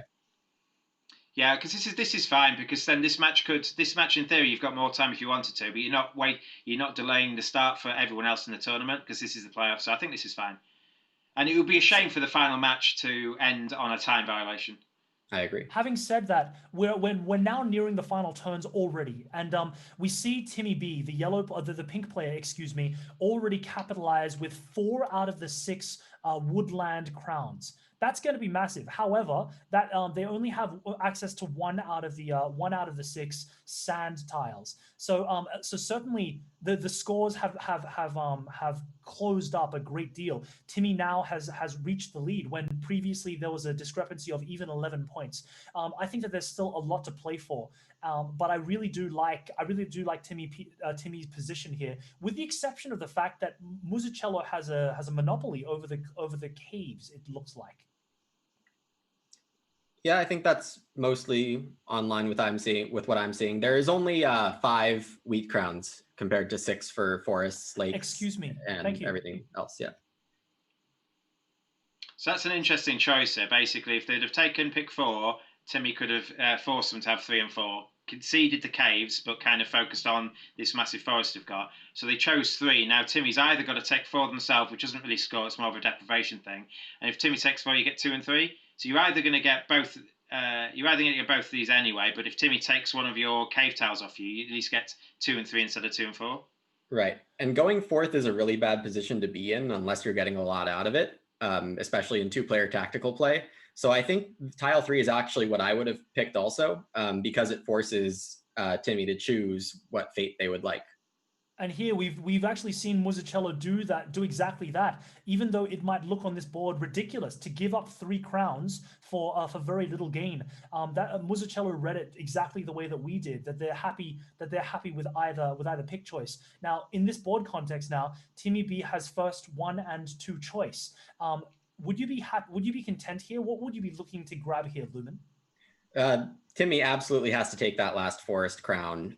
They're currently at 13 woodland tiles times 4 is 52, but if they take that, they'll be, 15 zones, 16 wood zones, given their current holding. So they can get up to 80 woodland points once they take that 5th forest crown. So I think just in terms of raw points, you have to take that forest crown with 1 of your 2 picks. The other one, I would consider blocking the wheat crown, but the wheat situation placement wise is looking very awkward for Timmy here. Yeah, so basically Timmy's forced. Timmy can't change the orientation of any other tile they've got. Basically, if you look now, because we're playing with the harmony rules, this is a forced place. It's 2, yes. Then 2, then 2, then 2. If you don't do that, if you change the orientation of one of your places or put them in the wrong place, you lose 5 points for doing so. So basically, Timmy, if they take this wood one, they're going to go double wood, single wood, and then the rest of their things are forced. They've blocked the rest of their woods off. So even if they get the last wood scoring tile, they won't be able to add it to their network. Yep, I agree. Really interesting for me to see how the players are going to find this harmony rule and whether or not they will be able to build this out beautifully. Both players have gone with a kind of similar. Well, actually, Timmy B's gone for a completely different approach. Excuse me, by leaving an entire side open. So we're playing 7 times 7 tiles, meaning that Timmy can still choose to extend an entire row in any direction that he chooses: north, south, east, or west. It's just east or west. You can't go bigger than 7. Just east or west. Oh, excuse me. Of course, yeah. Really. So my point stands, but I worded it terribly because I'm a bad human being and I wasn't raised right.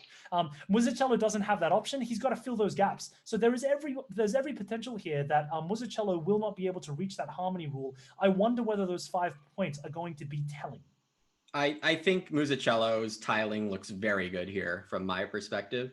Musicello has. I think this decision, one might immediately think, oh, they should take the triple black crown. It's fantastic. It gets them so many points. I think it's 22 points for them right here. I would take 3. Isn't 3 better? I think, 3 is pretty good too. But also they have this issue where they need the last double wheat placement to link up their vertical wheat with their bottom horizontal wheat. And there's only one of those left. So they're trying to figure out what arrangement of things can let them get that double wheat tile. There's also the question of whether where will Timmy place that triple black crown? Because it's an awkward tile. No matter how you look at it, it's not going to score I think that's the very last cave tile. There are only 6 in the game. It is, yes. Yeah. So there's every potential here that Musicello could get that on the wheel. That Timmy may want to go for 1 and 3. What do you think the potential is that Timmy will allow Musicello to take the 3 cave tile on the wheel? You don't really want to be going for. You don't really want 4th pick going into the last round, really. No, it's true. Especially with the harmony rule in place. Well, I think picking tile 2 is a great play for Musicello after it shows up on the screen, because Musicello is very happy points-wise with any of the options, right? If with tile 1 might be the worst for them. Yes. But it means they get the double wheat. If yes, there's a double wheat that comes out. Want. Yeah. It's still useful. No matter what, it's still useful. But 2, 3, and 4, I think, certainly score more for Musicello. So but it's going to be important to realize the exact 4 tiles that remain. I believe 1 is a ship, a lake crown attached to a forest. We've got no wheat crowns remaining. We've got no grass crowns remaining. We've got no swamp crowns remaining, no mine crowns remaining, no double grass remaining. Are there, the double swamp's gone? Yeah, it's hard for me to say what's left, but it is that the lake crown attached to a forest, the double wheat that are maybe the critical ones here. Even though there's a large point discrepancy right now, it's actually a lot closer than we think with these placements that are about to come, and it's all going to come down to these final 4 dominoes.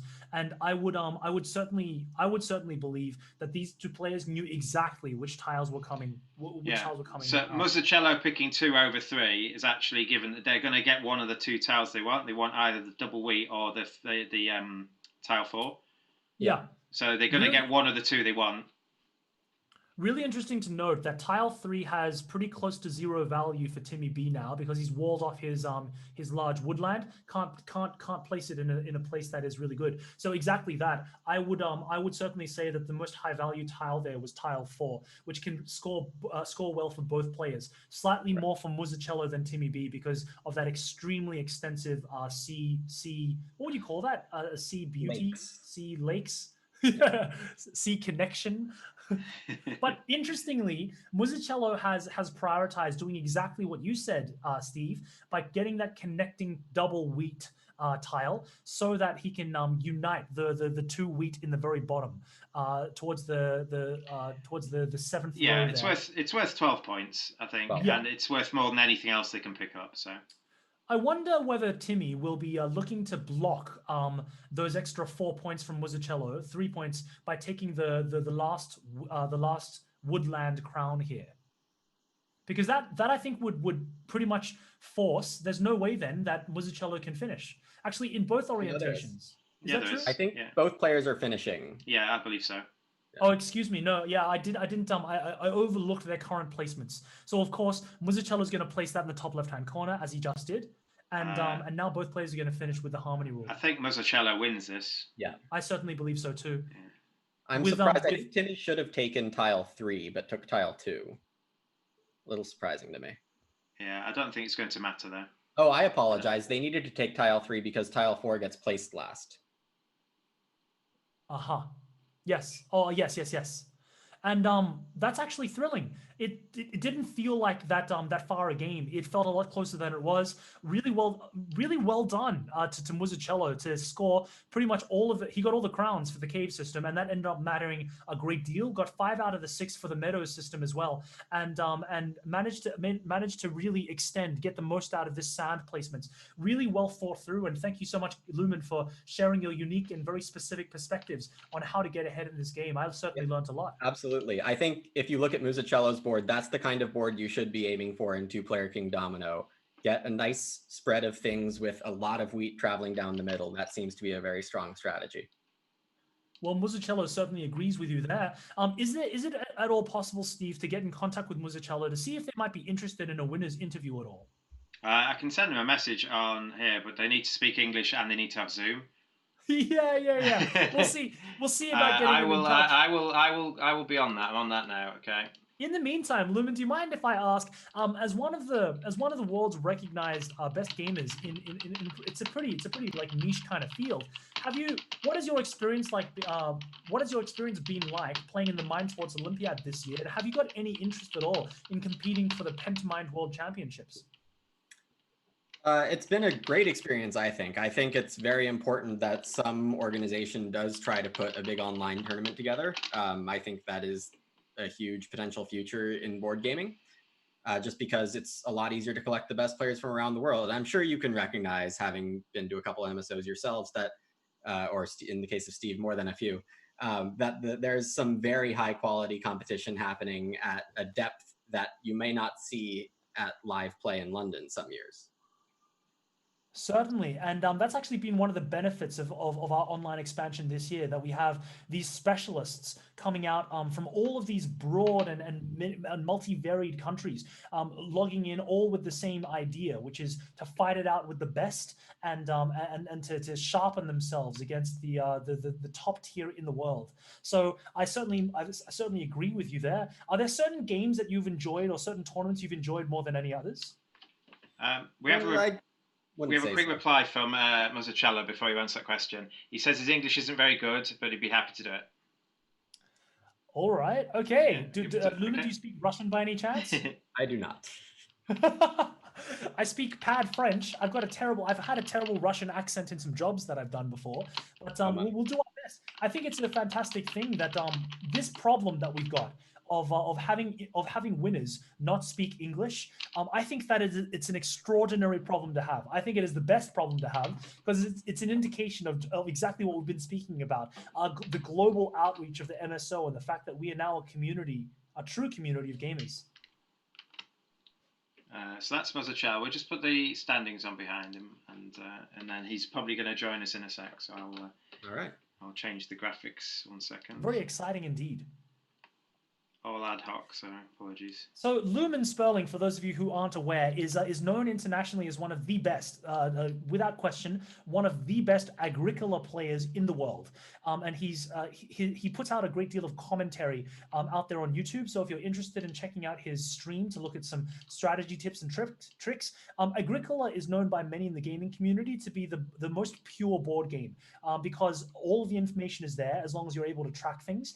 And certainly many board gamers play Agricola in order to get better and refine their abilities, their cognitive abilities, across many other games. So Lumen, what is the name of your YouTube channel if there are viewers out there who are interested in watching and following along? Yeah, absolutely. You can find me on YouTube by searching my name, Lumen Spiehl, as you see on the screen right there. You can also watch me live. I cast on Twitch, twitch.tv/lumen_s. Here we are. Fantastic.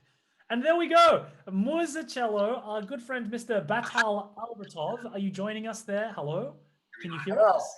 Really, I say that my English is not so good. Our good friend, Mr. Batal Albertov. Are you joining us there? Hello? Oh. Really, I say that my English is not so good. Can you turn your volume off on the stream, please? Okay, I just turned off another web browser of your interview. No worries. Welcome.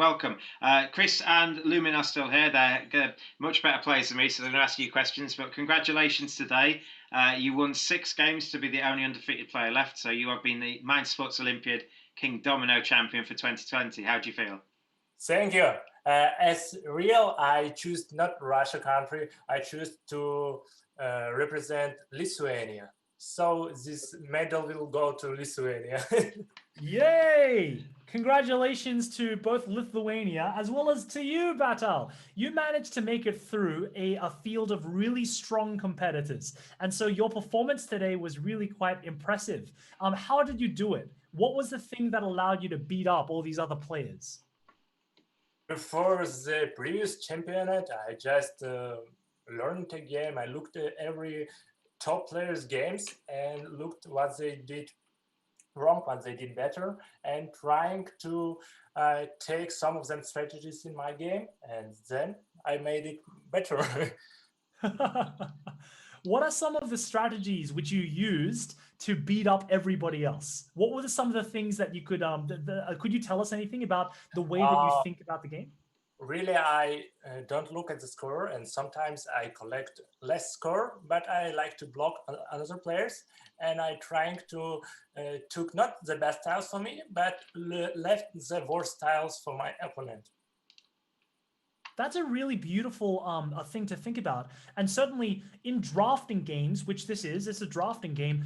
There's this constant, this tension, this idea between taking the best tile for yourself and taking the best tile for stopping your opponent from having the best tile. So that's really, really interesting. Thank you so much. Are there other games that you really enjoy? Yes, I'll play Carcassonne soon,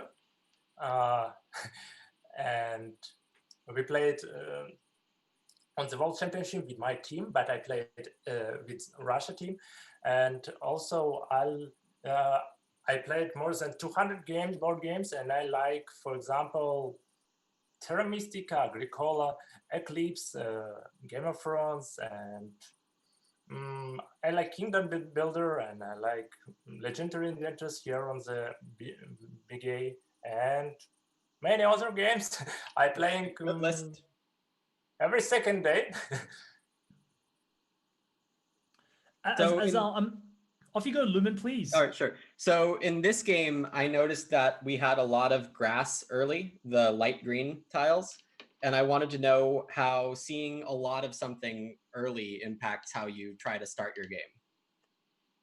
At the start of this game, I found that the grass is not ideal for the start, but after 200 games, I realized that it's very good if you get a star for the grass at the start of the game, then you can build it safely. But if you get only grass without stars, then it's easily to block it for your opponent just for taking two crown tile.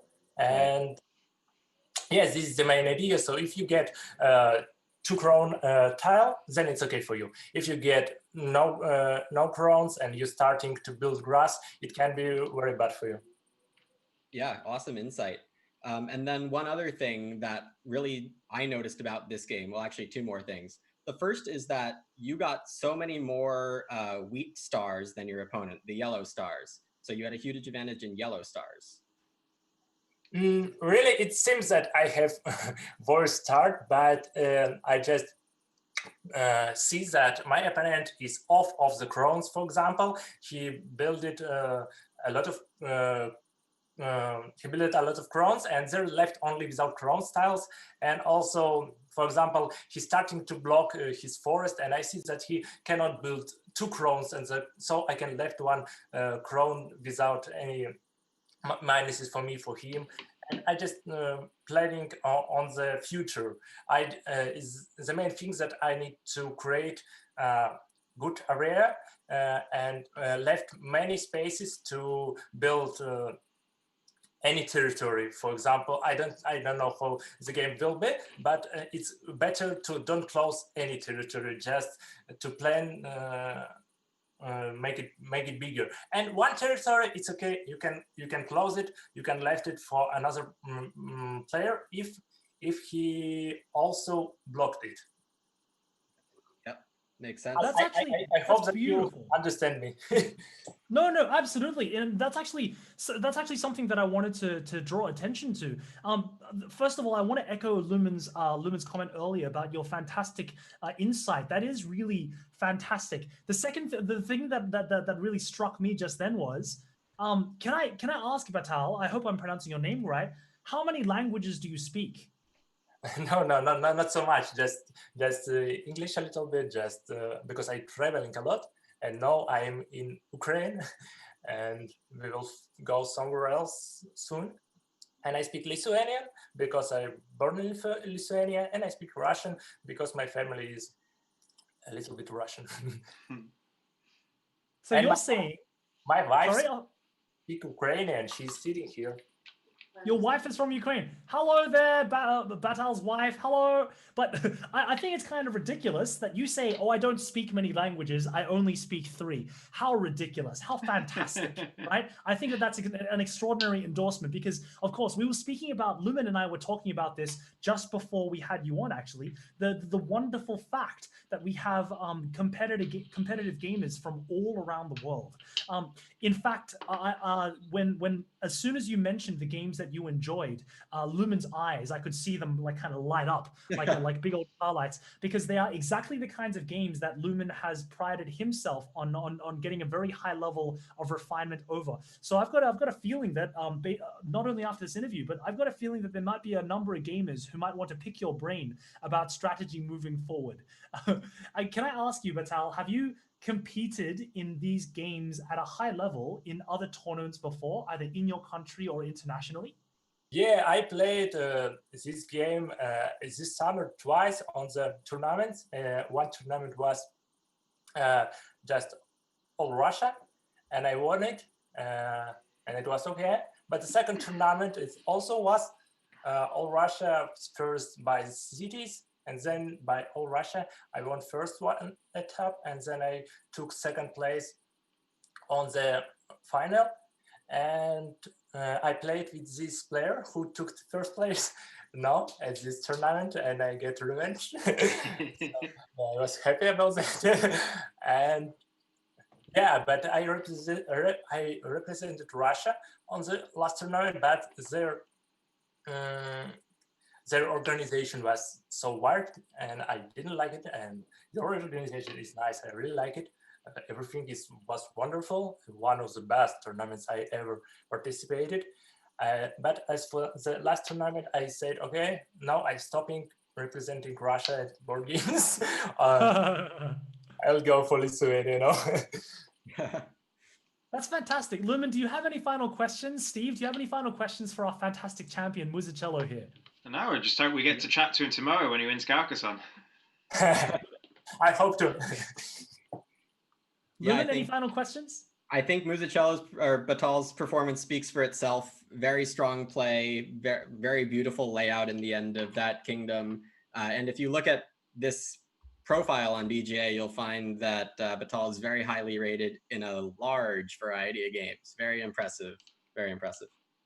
Batal, from everybody here at the Mind Sports Olympiad, from myself, from Lumen, and from Steve, I wanted to say one more time, congratulations on your extraordinary performance today. I echo Steve and Lumen when they say that they hope to see you play more of these games across our tournament, not only for this year, but for many years to come. I think you're a fantastic ambassador for Lithuania, and I cannot wait to see your name pop up in the standings, either for the Pentamind World Championship, our search for the world's strongest board gamer, or across the podium places for other tournaments that we've got. I very much have. Can I say one more time? Thank you so much for your time, and I wish you all the best as you move forward in your gaming career. Thank you very much. It was nice to talk with you. Nice to meet you. From all of us here at the Mind Sports Olympiad, to those of you at home who've been tuning in, and to the gamers who've made our tournament what it is, this extraordinary experience of tactical discovery. From all of us here, we want to say goodbye and thank you for joining us today. We will be live. Steve and myself will be live commentating the UK Championships for Carcassonne tomorrow, the 2-player variant, as well as towards the end of the night, the finals for Catan Bullet. Hopefully, you'll be able to join us then. We have tournaments all throughout the rest of August. If you're interested in joining our games, if you want to fight it out with incredibly smart gentlemen like Batal, I'll play Jaipur in 8 minutes. Me too. We'll let you go. Batal, thank you so much for that. Have a great rest of the night. Good evening, guys. Thank you so much for joining us. Okay, bye. Thank you very much. Bye-bye.